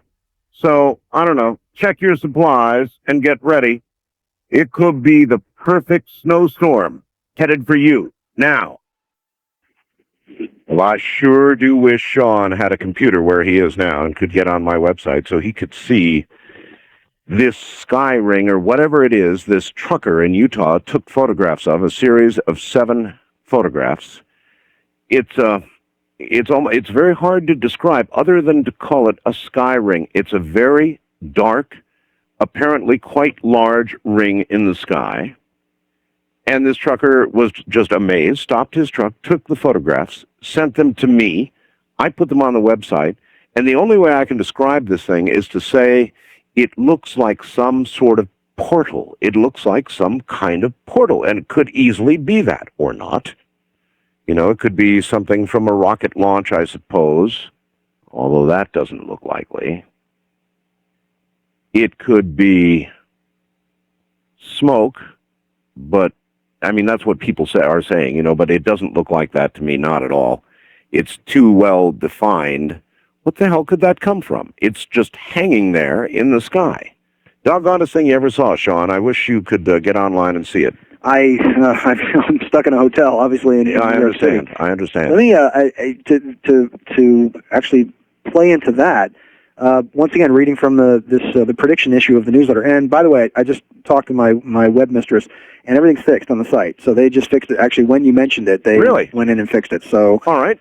There's 2 buttons. There's Delphi products and another button that says to order the Delphi newsletter. So those are now fixed. Oh. And the 888-452-7999 number, obviously they've only got about 20 people working. They're slammed.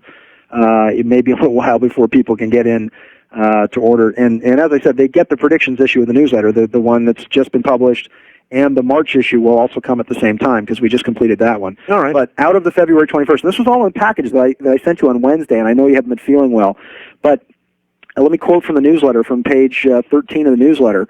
Once again, I'm seeing what appears to be massive UFO activity returning to Arizona. And actually, remember, it was back in '97, and it was in March of '97 when I was on the show, and the UFOs started over Phoenix. I remember. Yeah, and we had all the calls, all the people calling in about those. These black triangles are being seen now, after I predicted them several months ago, all across the United States in major ways, and a renewal of the same UFO activity that we saw in '97 and '98 in Arizona. Salt Lake City, Utah, is just going to get plastered again with very high winds running through the valley, and what appears to be a series once again. I'm picking up all of these creepy crawly quakes running through that area, and many new fissures or faultines will be found in Salt Lake City and the Utah Valley areas. Another interesting thing about Utah, in the Unitah Basin area, Vernal, Roosevelt, and Dutchanese, we'll see an increase of UFO activity, unexplained lights, noises, and cattle mutilations. And this is a return of the 1970s when unexplained lights and animal mutilations were seen in that same area. And one interesting thing I noticed while looking at the maps is that Salt Lake City and Phoenix are on the same latitude. Now, Flagstaff and Sedona are just slightly off that line, and there's an abundance of UFO activity along this line. This line also reaches up towards Ogden, Utah, where Hill Air Force Base is located, as well as Brigham City with numerous military installations. And also on this same line is Cache Valley near Logan, Utah, where many crop circles and cattle mutilations have occurred. It is my strong feeling that interdimensional craft target in on these major electromagnetic ley lines, which may account for certain areas having increased UFO sightings, and watch for this whole area to make the news for more cattle mutilations, UFOs, and other mysterious phenomenon. Well, as you know, that's where the ranch is. In the new Area 6413, where they moved a bunch of the shuttle programs out of Area 51, and then up to that area. That's the North Shore. Well, that wasn't exactly the ranch I was talking about, but there have been a lot of unusual occurrences around there. Just we'll leave it at that. Listen, we're going to go to phone lines at the top of the hour, or after the top of the hour. So between now and then, I guess we better cover everything you consider really important. I consider the weather and what's coming very important. Are there safe areas? People always ask about that, Sean. Are there areas that are going to be safer than others as the weather worsens? Well, I mean, if you just want to get through this winter, the areas that are being slammed now are going to be the western coast of the United States, the eastern coast of the United States. As far as the weather goes, as far as safe areas, I mean, that's most of the people, though. Yeah, inside your house. I don't really have a good answer for that. The biggest thing that's going to be the problem throughout this entire year is it's actually going to be a relatively light year for hurricanes, but tornadoes are going to be savage across the central part of the United States. Are just going to be record tornadoes all across Texas, Kansas, Oklahoma. We're going to see the same repeat once again of about 3 years ago. Remember that amazing video that the man took where he had like 5 tornadoes?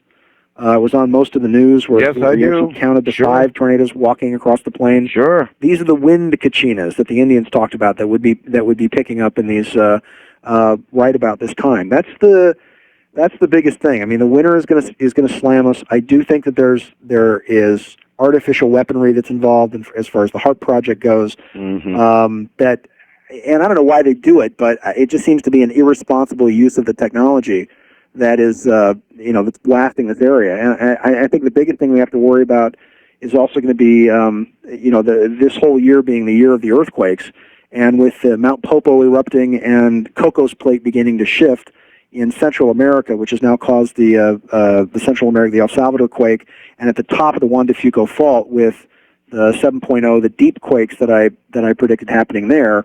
We're going to see very substantial quakes in San Francisco and Los Angeles this year. Most of this, and this is one of the unusual things, we're in a 12-year Chinese cycle, so this is the year of the snake. And I always noticed that in snake years, like 1989, which is when the last San Francisco quake hit, which was a snake year, the energy seems to build towards the end of the year. And so we're looking at November, December, and January of the beginning of next year, towards the end of the year of the snake. It's almost as if the snake sort of coils up and then springs. And every year in a snake year, it's usually war, major earthquakes, but also freedom as well. I mean, in 89... You talked about San Francisco and Los Angeles, 2 areas listening to us right now very intently, and you talked about earthquakes. How big? The big quake that we're going to have is going to be a 7, or I would say in the 6.8 to 7.1 range, is going to be in the Barstow area, and we're tracking that quake for June through July. Barstow. Yeah, it's the Barstow Wonderful. Gap. That's right. Yeah, great. Yeah, it's just that great. Area that opened up with landers and back in '92, And then we had the Hercule quake, which was the real mysterious one that the military is dropping all kinds of bombs on, that then hit in October of '99. Barstow's just over the hill. Yeah. Well, it's and then after that, I'm seeing a quake. There's actually there's a series, and what builds up to it is a series of pinging quakes that actually skip across Southern California that seem to go from like Whittier, San Bernardino, Redlands. It looks like a stone skipping across a pond, because there's like a 5, and then like a 5-5, and then what seems to be like another 5-5 skipping across this area. And if that scenario takes place, which is what I'm seeing for late June through July, then we're looking at a very substantial quake in the East Bay of San Francisco, the Vallejo area. And this is kind of a weird thing, because it seems to hit Vallejo first, and then it skips San Francisco down into the Hollister, the Gilroy, that sort of southern area. But very, very large tremblers coming across California. And as I said, this will be the year of the earthquakes, and it already has been. And one other thing too that I thought should be mentioned is that when the Gujarat quake happened in India, actually what I did is I just took out the world, and a world globe, and sort of stuck my fingers on either side of it. So it's not like it's scientific. But one of the things I did notice is that at the exact same time the Gujarat quake happened, that directly on the other side of the planet from Gujarat, there was a 4.5 quake in Ohio. And the Gujarat quakes, that area of Pakistan, and I do think that these quakes that we're seeing in India are a direct result of the Pakistani nuclear experiments in 1998, and that these nuclear experiments have now, because of the Hindu Kush, because there's a series of cave systems and structures underneath the mountain ranges of the Hindu Kush that actually separate India and Pakistan. You had the Gujarat quake, and now you're having quakes resonating back at the other side, back in Pakistan. And I believe at the other side of the world, at the same time, you're also having an activation of the top section of the New Madrid Fault. This is going to build over a period of time, because I see the major quake disasters in the United States. We're still about 3 to 5 years away from, when we're talking about rupturings of the New Madrid Fault, or major fracturing quakes that cause huge amounts of damage. We're still quite a ways away. And as far as California goes, as I said, the big quake, the big one that everybody's worried about for Southern California, I haven't seen happening until well into the year 2010. All right, good. Now, Diane in Kodak, Tennessee asks, does your guest, you, Sean, predict power outages for all of the USA? Rolling blackouts recently in California. Is it going to be okay now? Well, this is what I specifically saw. I'm trying to go back to I've got all the newsletters here in front of me, and I'm trying to roll through this. The biggest blackouts that I saw were mostly weather-related, and then, but it's not the entire United States. It's sections of the grid. Well, there's going to be plenty related to the weather. Related to the weather, and then of course just human stupidity in California, actually, just because of our governor and the supposed deregulation of the power industries there. But this was something, let me see, I'm trying to find the blackouts in the specific area, because it's much better for me to actually go back into the newsletter and give them the exact... you may recall the great blackouts that occurred in Montreal. Those were very serious, went on for a long time. Weather-related, but boy, they went on a long time. It's, we haven't had them quite yet. I mean, there's the shifting of the electromagnetic fields. We're still not through the solar cycles either, so... with the solar cycles and with the weather. Well, as you know, the polarity on the sun just flipped a couple of weeks ago. Oh my! Well, you didn't know? You didn't know that? No, I didn't. It just flipped, and when the polarity flips, you're at the peak of the solar cycle. That was the peak, and of course, that means we'll be in the peak for some time here. Oh wow!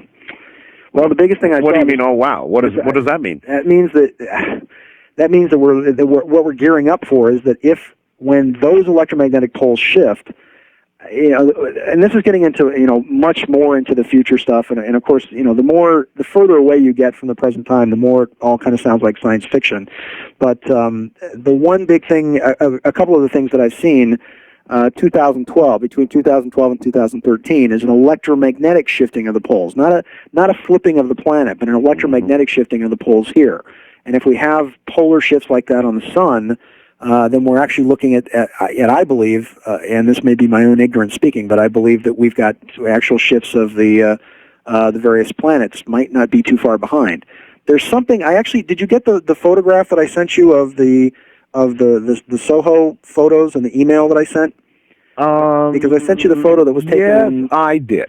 In 1994, which was of a supposedly Audreyne taking a photo of a Pleiadian craft, him saying all the way back then that there was something wrong with the sun, and that there was a lot of UFO activity that his group of Pleiadians, he claimed, were in the process of actually fixing the sun, doing something that had to do with stabilizing the nature of the sun.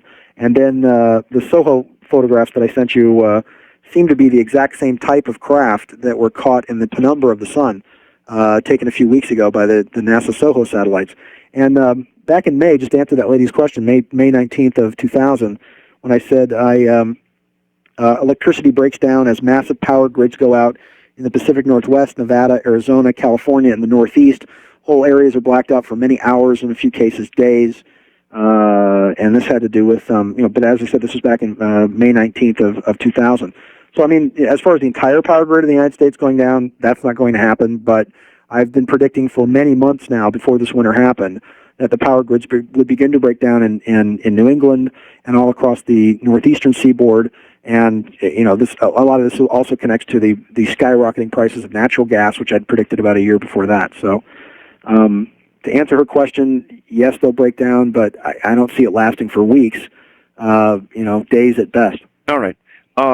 We all know that one day China is going to say, all right, we want Taiwan back, and we want it back now.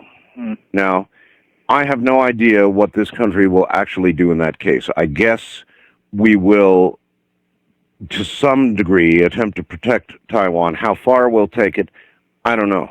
What do you know?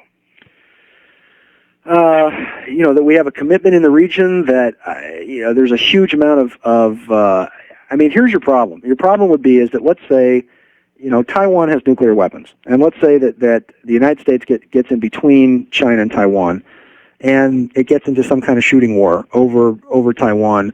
The question is that most of our motherboards and something like 30% of most of the computers that are actually distributed here in the United States are actually put together in Taiwan. Oh, I know. So what happens to the technological infrastructure of the United States should that occur? The Chinese are not at a parity level with the United States yet. They will be in about 2 years. And, of course, they will be because they've stolen so much stuff out of Los Alamos, because Clinton has outright given them stuff. What Clinton hasn't given them, he's sort of surreptitiously, they surreptitiously have actually bought from the Israelis, because they've been hawking, American military hardware on the world market for some time.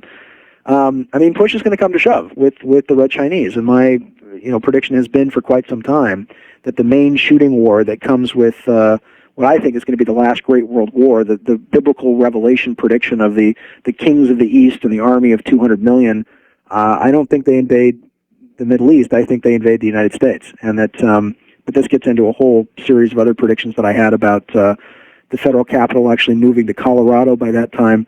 So you actually predict the Chinese will physically invade the United States? Yes, by about 2017 or so. And that they're stopped in the Pacific Northwest, specifically stopped in Denver, Colorado, which in the future is actually called the Plateau of Judgment.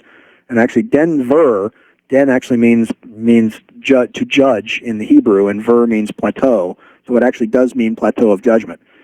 We kill most of them on their way here. The vision that I've had from going about 100 years in the future and then looking back is we managed to fry most of them with every weapon we've got somewhere in Alaska, so that only half their force gets here. But that's still like 100 million people. And I pray to God that that's a future that doesn't happen. It's a global game of push and shove, and I think we're looking at the Chinese making a serious play for Taiwan. Well, isn't your look at that far into the future subject to as much timeline difficulty as a lot of remote viewers have? Oh, absolutely.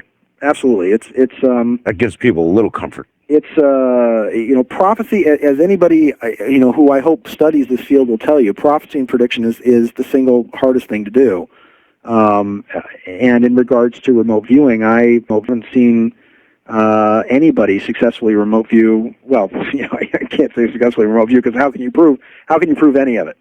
How can you prove any prophecy and prediction until the prophecy and the prediction itself actually does come true? That's correct. The only thing that I can say to people is that if you look in the If you look at the quinta of my predictions, then you see that that I've been right a heck of a lot more times than I've been wrong, and that my overall view is to try to get people off the sort of parlor games of simply predicting, tit for tat, and the stock market's going to do this. I mean, nobody ever asked Isaiah or Ezekiel or Daniel, gee, tell me when the wrath of God is going to come down so that I can be out of town that day.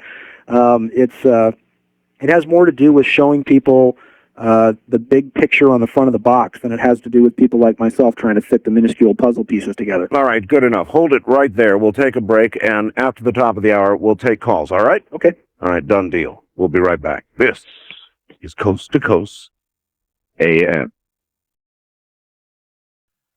Since we've got a prophet here tonight, Sean David Morton, there is just one more thing I need to ask him about before we go to the phones, and we've got lots of people who want to talk to him, and that's disease, particularly mad cow disease. I'd be kind of interested to see what he thinks about that. In a moment, we'll find out. Into the abyss we jump once again. Sean, let me ask you about disease. You can't let prophet get away without asking about disease. There is specifically mad cow disease, and we're hearing all kinds of terrible things from people about what may be ahead. What is ahead, do you think? Well, I do think that we're looking at food shortages, global food shortages, beginning around 2005 or so.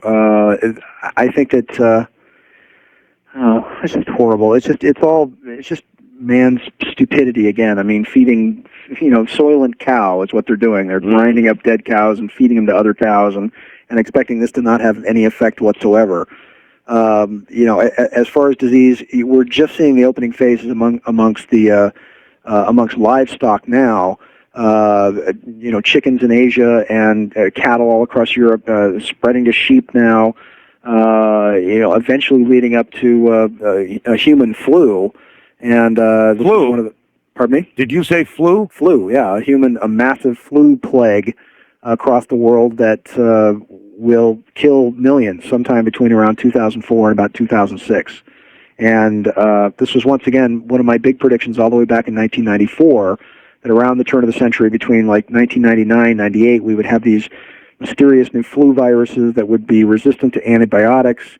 We're already having a flu epidemic across the United States, which is, I think the numbers of people that are actually dying from this flu epidemic are being covered up. The only thing that I found, too, and I mentioned this because I think I had the same thing you had, was that I was taking a lot of echinacea golden seal, vitamin C, and olive leaf extract seems to be the one thing that blows this bizarre upper respiratory it's terrible. influenza. I tried echinacea. I took echinacea right through this, and I am coming out of it fairly early. I know people that have been a month into it. Yeah, I got it in September and was down for 2 months. Because then you get up, and what happens is you eat and you start putting on weight, but then you get up and you fall back down again from the same thing. Yep. The biggest thing I found is when I started taking the olive leaf extract. I kept taking the echinacea golden seal and it just wasn't working. So I took the olive leaf extract and it blew it out in about 48 hours. You have to take it with food. If you take the olive leaf, there's a tincture you can get, and there's pills that you can get as well. Because you take about 2 of these things about 3 times a day. You have to take it with food because it'll make your stomach a little bit queasy. But that was the one thing that I found that that snapped me out of this, because I had this junk all the way through January. Well, I mean, people know what happened in 1918, and it could obviously happen again. It's a repeat of that. There were the 1918 Spanish influenza epidemic, which is really what was responsible for ending the First World War. Killed between 20 and 25 million people worldwide, and it killed about 5 million people here in the United States. And we're looking at a repeat of that same type of a breakout or influenza epidemic on a global scale. Remember, too, that when it killed all those people back in 1918, it did not have jet aircraft as the carriers for this disease. So that's going to be a lot of what's going to change society, and this is something I've been talking about since 1994. That the biggest thing is most of the things that I've seen coming down start up around 2005. This is when, between 2003 and 2005, is when we see a series of economic collapses, when food shortages begin, the weather gets really out of control, because I don't think you've seen anything yet. The flu epidemics and influenza begin to occur. right around 2005. There's a very interesting prediction in the Great Pyramid that has the beginning, and of course I know you've been to the pyramid a couple of times. Yes. That when you go down into the pit, what they call the Well of Souls, Yes. and you can sort of stand up. You know that part where you have to crawl down that tunnel through the very last part of it. Yes, I do. And then you stand up going, that hurts your back, doesn't it?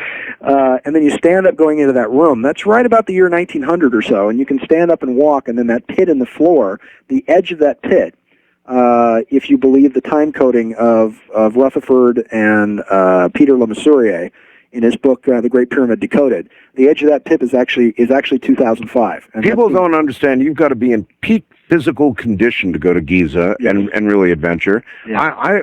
They don't say, but I wonder how many people have had heart attacks. You know, probably quite a few. Yeah, probably. All right, we've got to go to the phones. Here they are. Here they come. First time caller line. You're on the air with Sean David Morton. Hi. Hi, Sean. How are you? Good, thanks, sir. Hey, I'm calling from Redondo Beach, Hollywood Riviera area. I'm just south of you in Hermosa. A homeboy. It's all good in the hood, buddy. Yep, homeboy. And I've, I'm a Southern California native. Grew up in the San Fernando Valley. I've lived here my whole life.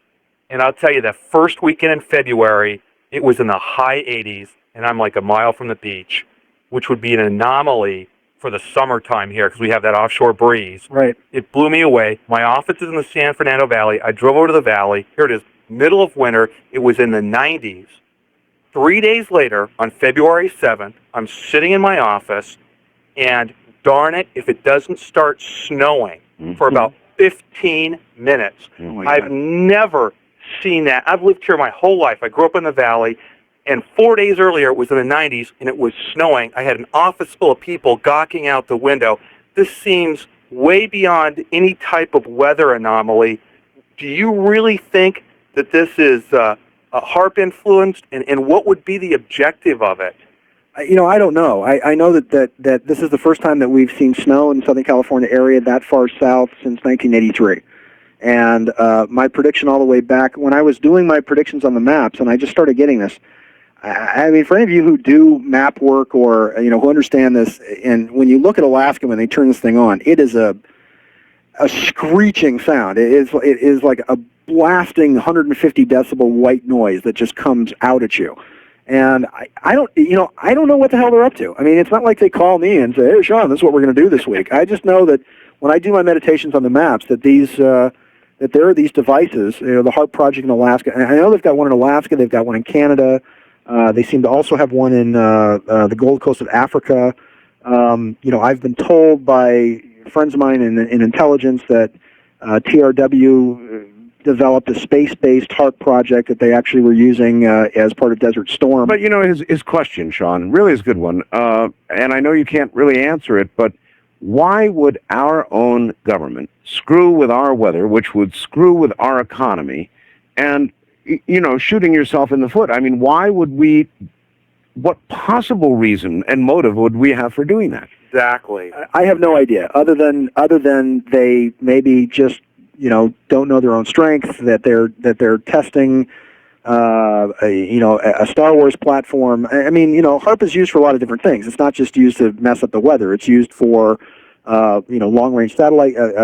You can blow satellites out of the sky with this thing. You can create basically lenses in the upper ionosphere. It actually hardens pockets of the atmosphere, so you can then bounce things off it, like microwaves or various types of transmission. I know. It does a whole lot of different things, and we're on a war footing now, where we're getting ready to either go back into Iraq or back into a very heavy war footing in the Middle East. And these are just weapons of mass destruction that. On an electromagnetic frequency that are being tested, that unfortunately, because it is in Alaska, every time they turn this damn thing on... Yeah, I guess you can't test HAARP underground like nukes. No, it grabs onto the jet stream and slams it down the Maybe the only answer, sir, is they're testing. That could be. Hey, Sean, I've got one quick question about the last two popes after John Paul. Okay. Do you see, under the reign of one of those two popes, the Roman Catholic Church and the Orthodox Church reunifying?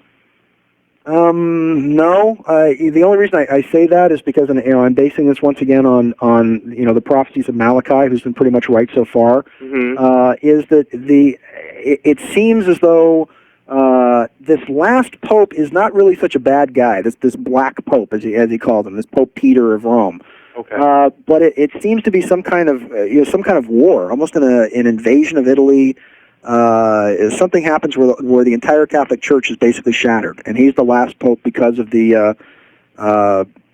I don't know if it's an invasion of Italy or because of it's a great war, but the Catholic Church itself somehow is just fractured. I mean, it kind of ceases to exist, and that's one of the reasons why he's the last one. And that's the best I can tell you. But hey, I'm in Hermosa Beach. Stop by, man. I'm on the corner of 22nd and Hermosa, so I know exactly where you are. I'll buy you breakfast. Come on by anytime. All right, Sean. All right, caller. Take care. Wildcard line, you're on the air with Sean David Morton. Good morning. Good morning, Art. Good morning, Sean. Good morning, Sean. This is Christopher calling from Hawaii. Hi, Christopher. How you doing? Good, man. Oh, God, you're scaring the hell out of me. I try not to. Well, I tell you what, what scares me about it is it rings so true. Thank you. One thing I'll say briefly, Art, is if your flu's still hanging in there, the old remedy of chicken soup and lemon hot toddy. Oh, yes, I'm doing all that. Well, the thing you got to do about the chicken soup is you got to take the garlic cloves and grind them up into there. I mean, fresh garlic, none of this artificial garlic tablets, but the real thing. And I also might mention that I did buy some of that HGH. Yes. OHGH. Yes. And I'm 51 years old, and it works. Yes, I'm telling you, it works. I know. So You're going through puberty again. yeah, right. Hey, my hair is turning back again. It's growing in, and it's dark. Well, let's see. Where do I want to start? Okay, I was going to ask you about HARP. The one thing I'd like to know here is, and my take on it is this. In the 1950s, both you gentlemen are familiar with Wilhelm Reich, right? Yes. Yes. Okay. He built the Cloudbuster, and apparently he did some testing here in the Hawaiian Islands and was able to generate storms and do all sorts of things back in the 50s. So it is said. And well, he was locked up in prison. The government confiscated his equipment, and they've had possession of it ever since. I'm wondering if they've been experimenting with it all this time, and it got out of their control. They lost control of it somewhere in the 70s or so. And they're desperately trying to reestablish control over a system that they were experimenting with this thing for so long, and now they're trying desperately to undo what they've done. Now, there's an interesting. Worse. That's an interesting theory, actually, because there's not much. You just can't close your eyes and imagine a reason why they'd screw with our weather to this degree. Well, that's actually a better theory than you might think, because now we've gone through El Nino and La Nina. And now we're moving into the phase they're calling La Nada, which is actually a rebalancing of the weather and energy patterns. Even though I know with these severe storms and the savage things that are going on, but at the same time, later on this year, the whole hurricane season seems to even out. So we've got all these storms and tornadoes, but we don't have the hurricanes that I see we having. And he's right. There may be a possibility that you have to overcompensate to rebalance something, because it does seem as though. At least for the end of this year, the weather patterns begin to rebalance themselves. All right, caller. Thank you. All right, thank you. East of the Rockies, you're on the air with Sean David Morton. Good morning. Good morning, Art. Good morning, Sean. Good morning, sir. What I'm curious about, Sean, is what is your percentage of accuracy? I'm just curious. Well, I don't really give it percentages. I mean, I in no way, shape, or form claim to be God or claim to be right all the time. I am. The best I can do is I had a friend of mine, Don Durrett, go through all of my various predictions, and Don gave me a dead-on hit rate of 55%, and then what he called a partial hit rate of another 30% above that. Yes, but this was a friend of yours. We need a large accounting agency. Yeah. And a sealed envelope, Waterford and Shrey or something. That's right. The Academy Awards to do it. I might make the best I can do is that what I do on Art's program is that every time we get the tape of Art's show, we transcribe the tape so that we can go back and refer to it. I'm in all honesty, I try to say, okay, here's all the places where I was right. Here's all the places where I was wrong. I gave my predictions about the election, for example. I was completely wrong about Christine Todd Whitman, about the vice presidential candidate. For example, when I said 2 years ago that I saw it would either be Dianne Feinstein or Lieberman of Connecticut would be the vice presidential candidate. Is that a hit or not? I mean, obviously it wasn't Dianne Feinstein, but, hitting Joe Lieberman when nobody expected a Jewish vice presidential candidate. That's right. It's a pretty big hit. Though. So, closes only works in horseshoes, hand grenades, and psychic predictions. So Yeah, but when you're dealing with specific predictions of the kind you've been dealing with, 50% is tremendous. Yeah. Well, it's actually above that. I mean, the exact flat-on, quoting from the newspapers months before it happens, of 55%. And that was up until, and Don, as an independent researcher, only did them up through 97. And my accuracy and my hit rate in the last 2 years has actually improved radically in terms of my track record. And once again, I keep track of this on Art's program. I put my predictions out there. I mean, every time I come on a show or put my newsletter out, you're really hanging your butt out over the line. For caller, you've got to admit, if you've listened through the Night Tonight caller, his butt's out there big time. Yeah. Right, and you know what? I'll tell you what, you got to thank Art, because this is a living experiment. Thank you, Art. It is that. Thank you. All right, let's keep moving west of the Rockies. You're on the air with Sean David Morton. Hi there, Art. Hi there. Hi there, Sean. Hi. I'm just over the mountain in Henderson listening to you on AM 720, KW... No, KDWN. KDWN, sorry, KDON. That's right. Hey, I just wanted to let you know, first of all, real quick thoughts on mad cow disease. From living experience, we just lost my mother-in-law last year of it. 2020, I also said tonight that it wasn't here yet. They were interviewing people in Europe. My mother-in-law had a brain biopsy done. She was diagnosed with CDC crutch-filled Jacob disease, actually. CDC actually came out to the hospital and took a look at her and quarantined off her room, and we weren't even allowed to visit her for at least 24 hours. Really? And when we got pathology reports... Excuse me, where did this occur? This occurred in a little old town of Delano, California, which is about 30 miles north of Bakersfield. She died in Bakersfield, and I'll tell you, when it hit her, she was gone from totally being fine within 6 months. She was just totally... No, I've spoken to doctors who say that it is here, and that rapid onset of Alzheimer's is being misdiagnosed. Mad cow is being misdiagnosed as rapid onset. They originally diagnosed her with Alzheimer's, and then they went and said that it's not Alzheimer's, because she did get the shakes a lot, but then she started hallucinating, saying that she started seeing snakes and just fire, demons. I mean, she was just really bad. She started shaking up, and towards the end, she got really stiff, just like the 2020 visual tonight over in Europe. So it's definitely here, and you know what? I just think it's just a total conspiracy that they're trying to cover it up so that we don't get in a national panic and stop eating beef. I don't know. Well, listen, I don't know what to say. I mean, if this caller is right, and it's hard to believe, I'm not going to doubt him, I guess, but if something was officially diagnosed on a death certificate that way, you would think the CDC would have no choice whatsoever. I mean, if it was a definitive, absolute diagnosis, if there was no gray area, I don't see how they could not announce it. Or is that naive, Sean? Well, I once again, it's not like they're calling us and telling us what's going on. First off, to the caller, that's horrible. Your story is horrible. My condolences, and you remember too that the AIDS virus. I mean, cows have had bovine AIDS, or what they call, a bovine Visna virus, forever. Sheep Visna and bovine Visna, and it was actually when mysteriously the AIDS virus began to jump species, supposedly after green monkey T-cell research was done. This is, the artificial retrovirus version of how AIDS was actually released into the population. So it would not have been the first time that through some either, and I believe man-made means, that we actually have an animal disease, jump species into human beings, which is really rare because, once again, they just simply do not have the same genetic structure that we do, in regards to the DNA, and, so there may be some genetic engineering that's involved if we have a disease that is actually jumping species. I have always just felt that, our government may be bad, but they're not downright, absolutely evil. They're not I mean, I'm not generating viruses to release into the general population to there kill are people off. out there who believe that that's what's going on. That there are. I know. I don't see that. I can see the only other thing that I can see is that I know that there are mega corporations out there that are obviously not very pleasant, that are working hand in hand with the government. Hold on, Sean. We're at the bottom of the hour. We've got a break. We'll be right back.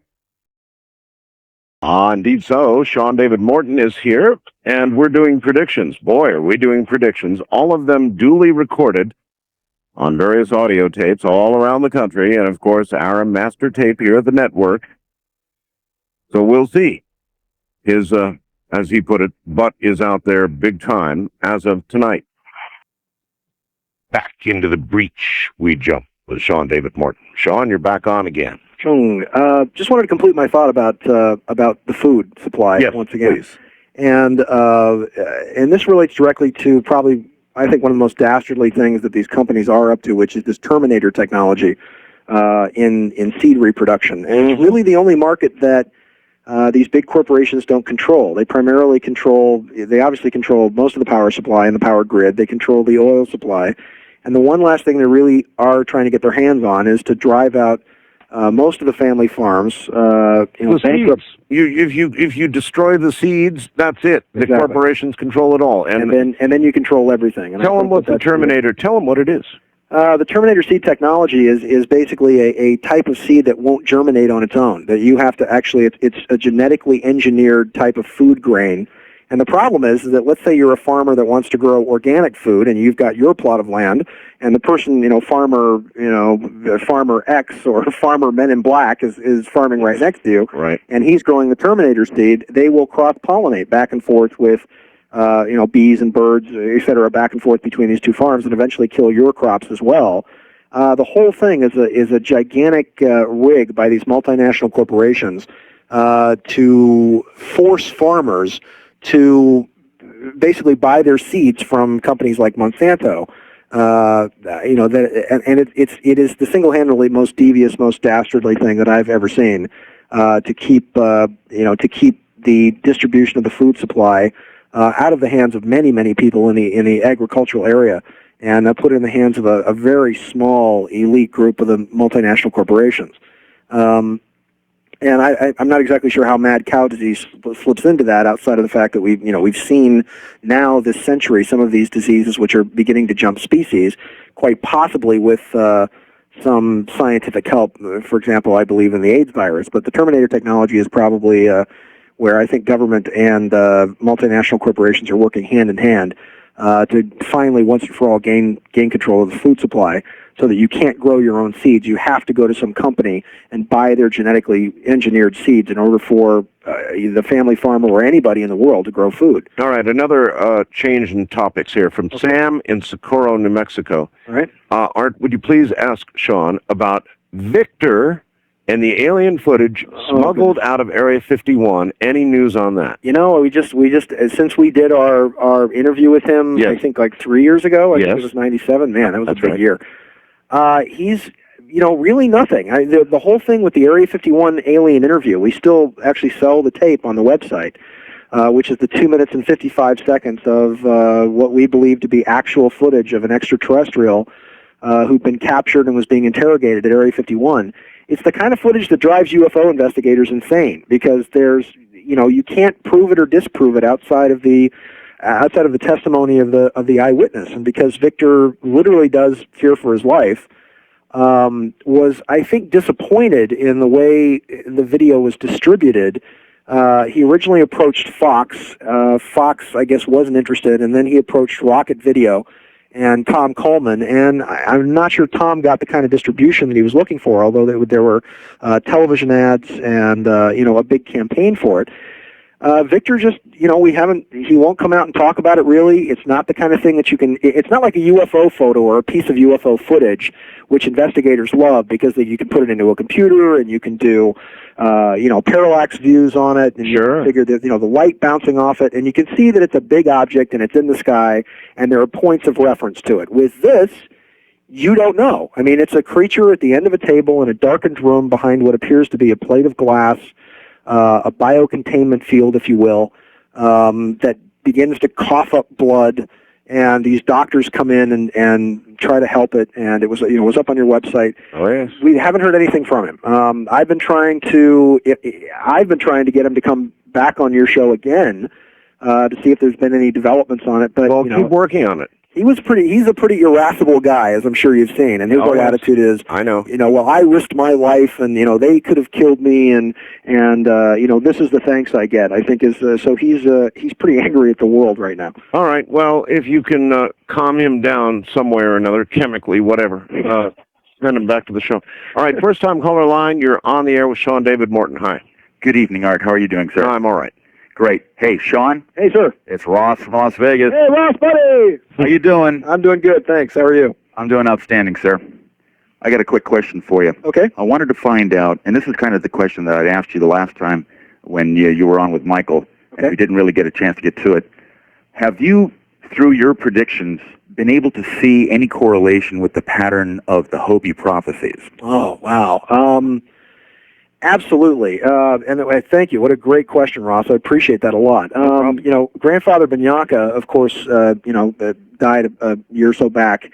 But everything that the Hopi are talking about is very much coming true. Their whole correlation of the dividing, that there would be two great. Just in brief, the Hopi prophecies talk about that Mashau, who's the great white brother, brought the races to the earth: the red race, the black race, the yellow race, and the white race. That it would be only the red race that would stay true to the land and true to the teachings of the great white brother.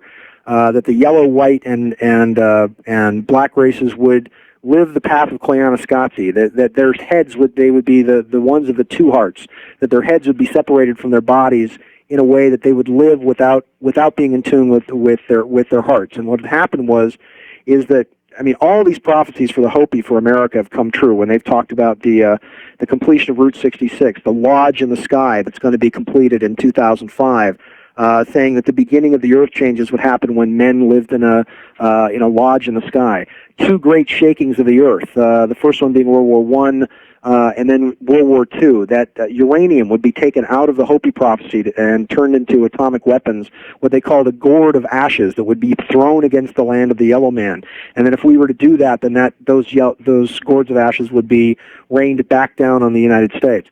And the biggest thing is that we're approaching what the Hopi call the time of the great decision or the great divide, where we have a choice of either stepping back down and living more in tune and more in harmony with the land, and being kinder, being gentler, being more loving and more passionate towards one another, to live the love intent, which is really, and it was the point I wanted to make as we were closing too, is that's where psychic ability comes from, Art. For all of those.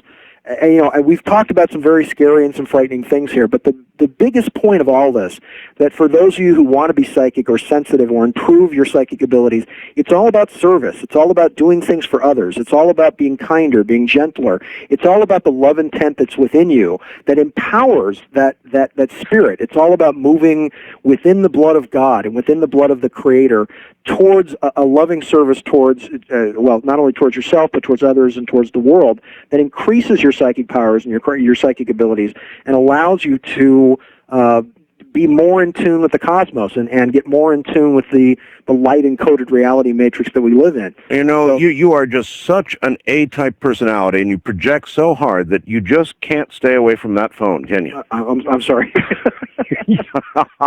I knew through the night. I've known that it was kind of useless because of the way you are. But I'm trying to talk over it, and it's. But as far as the Hopi prophecies coming true, the ones that are left now have to do with the lodge in the sky, which is now being completed about 2004 or so, and this great decision that has to come, where many people are going to have to make the decision as to whether or not to live more in tune with the earth, or else.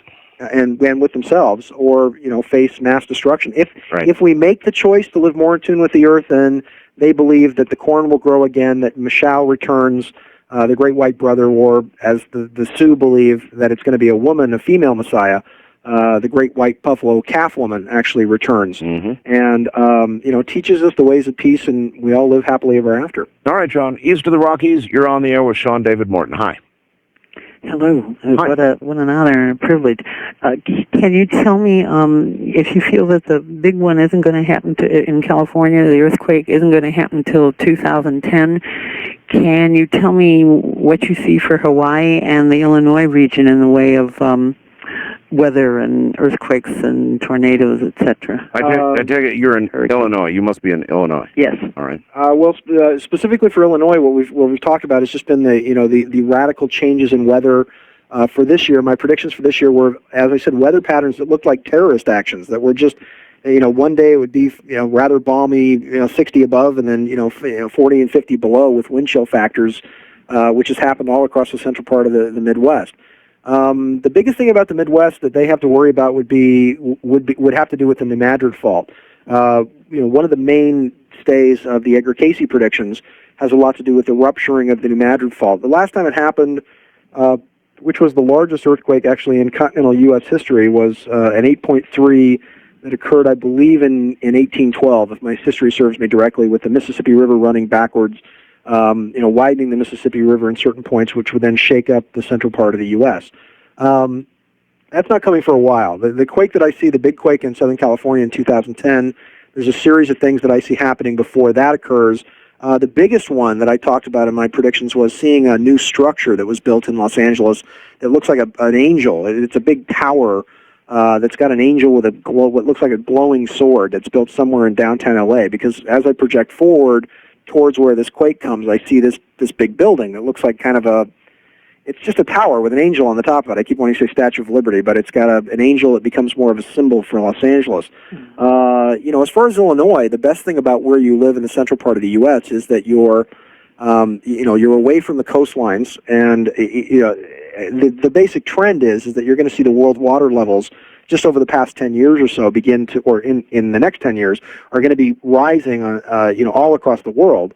And people are going to have to start slowly moving inwards from the coast. And of course, there in Chicago, where you're at, you're very close to the food supply.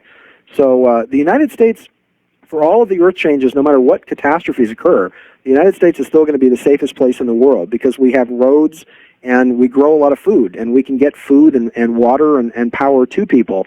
Russia grows just as much food as we do, but they don't have the roads, and they don't have the trucks, and they don't have the buses to get it to their population. All right, very quickly, Sean, what about the Hawaiian Islands?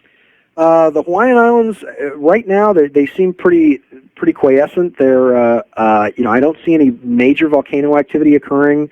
I try not to do global predictions unless I do my meditations directly on it.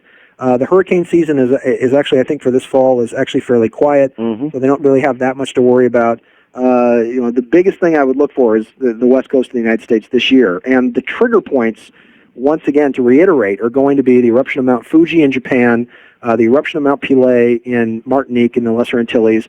We've already had the eruption of Mount Popocatépetl, which has been the trigger for Cocos Plate shifting and the San Andreas reactivating, and all of these quakes along Central America. All right, then, ma'am, summing up, be glad you're in Illinois. Yeah, but my kids are in L.A. Do you see quakes in L.A.? Yes, he does. Yeah, L.A. and San Francisco. Coming up in June and July, and then some pretty substantial quakes in October in San Francisco. All right, west of the Rockies, you're on the air with Sean David Morton. Hi. Hello, Art. Yes. Welcome back. Thank you. Just had to say that I know it bugs you. I think you're so powerful on the radio, I got your cold or your flu. Oh, no. I'm thinking so. You're in for it. Late night radio, it's back where it should be. We did miss you. So I got a question for Sean. Sure. Sean, do you know if Nostradamus had any writings that specifically addressed anything about mad cow outbreak? Don't know, but they're so arcane. The best thing I could do is maybe in the next newsletter or so. My Nostradamus expert on this is my friend Robert Egan, who's really just devoted himself to the quatrains. He hasn't shown me anything recently. I haven't seen it in my own perusal of it, but compared to people who are the real experts, who I would certainly bow to, would be people like John Hogue and Robert Egan. I can't really answer the question. I don't really know. Okay. Hey, Art? Yes. When's your next show going to be on UFO sightings? Because I've got a story for you. Well, those shows happen as the sightings occur. Oh, all right? Okay. So we'll do one of these days. Usually it's with contemporary occurrences. First time caller line. You're on the air with Sean David Morton. Hi. Hi, Art. Hi, Sean. Hi. Hi, this is Chuck from Washington, Indiana. Hi, Chuck. I had a question. I found this 2-page report from the census, and they're crunching the numbers for the new 2001 census, and they have this thing where they call it the mean center of the population of the U.S. and the median center of the population of the U.S. Have you heard about this? Yeah, and they calculate it every 10 years, and I just wondered why you thought they'd go to so much trouble to do that. It's probably gotten easier with computers, but they've been doing this since about 1790. I don't know. It's just something they statistically do as a result of the totality of the census. So calculating the mean center is not that hard. Yeah, they kind of do a two-way where they draw a line north and south and east and west, and who lives on each side. And just part of the number crunching, sir. Yeah, and then keeps our government workers working. Sort of. And I was touched about your words about the Native American people, and thanks to your show, I met with the ghost children when you had your talk with Black Fox a couple years ago. Very good. All right. Well, thank you. We're almost out of time. Wildcard line, you're on the air with Sean David Morton. Oh, hello. Am I on? Yes. Oh, great. Okay, real quickly, I wanted to ask about what you think the effect of G.W. Bush's policies on the environment recently, or I think just yesterday, refusing to participate in the Kyoto Conference on Global Warming and slashing, I believe it was 22% from the renewable fuels and energy program and drilling in Alaska. I'm just wondering, what do you think the effect it will be on the global warming, accelerating it, or the weather changes, and what can we do? Do you think we can influence him to reverse it? I mean, this is big oil. Yeah, all I can tell you is, what you see is what you get with GW, and he's a big oil family. They're just gonna drill snot out of Alaska, and he's unfortunately his reversal of a lot of ecological policies, especially when people are going to be screaming at gas prices at $2 a gallon, and I heard 3 in Chicago. Yeah, and 3 somewhere across the country, and rolling blackouts, and he's going to step in and save the day. I mean, him and his father and their relationship with Kuwait, the stabilization of the Middle East through what the military actions we're about to take. On the one hand, it's going to make him a big hero with the people. It's not going to make him real popular with ecologists because it's, although I must admit that even though I'm an ecological person myself, I think a lot of the federal ecological regulations they've gotten out of hand under the Clinton administration, and I do think that sections do need to be opened up for development, and if it has to do with the United States becoming more self-sufficient in regards to oil, I'd have to be all for that. And at the same time, we all want, nobody wants drilling in their own backyard, but we need the power, we need the energy, and well, I'm all for going to get what is there, but look, in 40 years at present rates of consumption, it's all going to be gone anyway. Well, that's why I'm hoping that the biggest hope is going to be towards some kind of alternate power. And I think what she's asking is if we're kind of moving the oil direction, which we are with GW, right? Then how are we doing enough to prepare for a point when we don't have any more oil? No, and there's no easy answer to it. It's going to be he's going to play to the people that put him in office. So that's the best way I can put it. Wow. Because slashing this renewable fuels, by 22%, it seems like we should be keeping that in instead of giving this tax cut. And I think most people would agree with that. Well, the only thing I can tell you is that, the only thing that might reverse it would be if there's some kind of, and God forbid this doesn't happen, but if there is some kind of massive Islamic jihad that comes together and they decide to basically grab the United States by the short hairs and squeeze. For this lady, about half the people actually agree and the other half don't, as told very clearly by the last election. We're out of time, Sean. Okay. You want to give your number one more time for the newsletter? Quickly. Okay, for the Delphi Associates newsletter, it's $60 for a 1-year subscription. We have an honored elder discount of $45. The number is 888. That's 888-452-7999. That's 888-452-7999. You can order it off the website as well at www.delphiassociates, DELPHI, Associates, ASSOCIATES.org, or you can drop us a check at PRI 2207 Hermosa Avenue, Hermosa Beach, California 90254. It's all tax deductible, folks, because we're a tax-free religious educational organization. So, Art, thank you so much. You're my hero, and it's just great to hear you back on the air. Sean, thanks, buddy. We'll do it again soon. All right, thank you very much. Good night. All right, there he was, folks. Sean David Morton from New York City. And I guess for this week, that's it for me.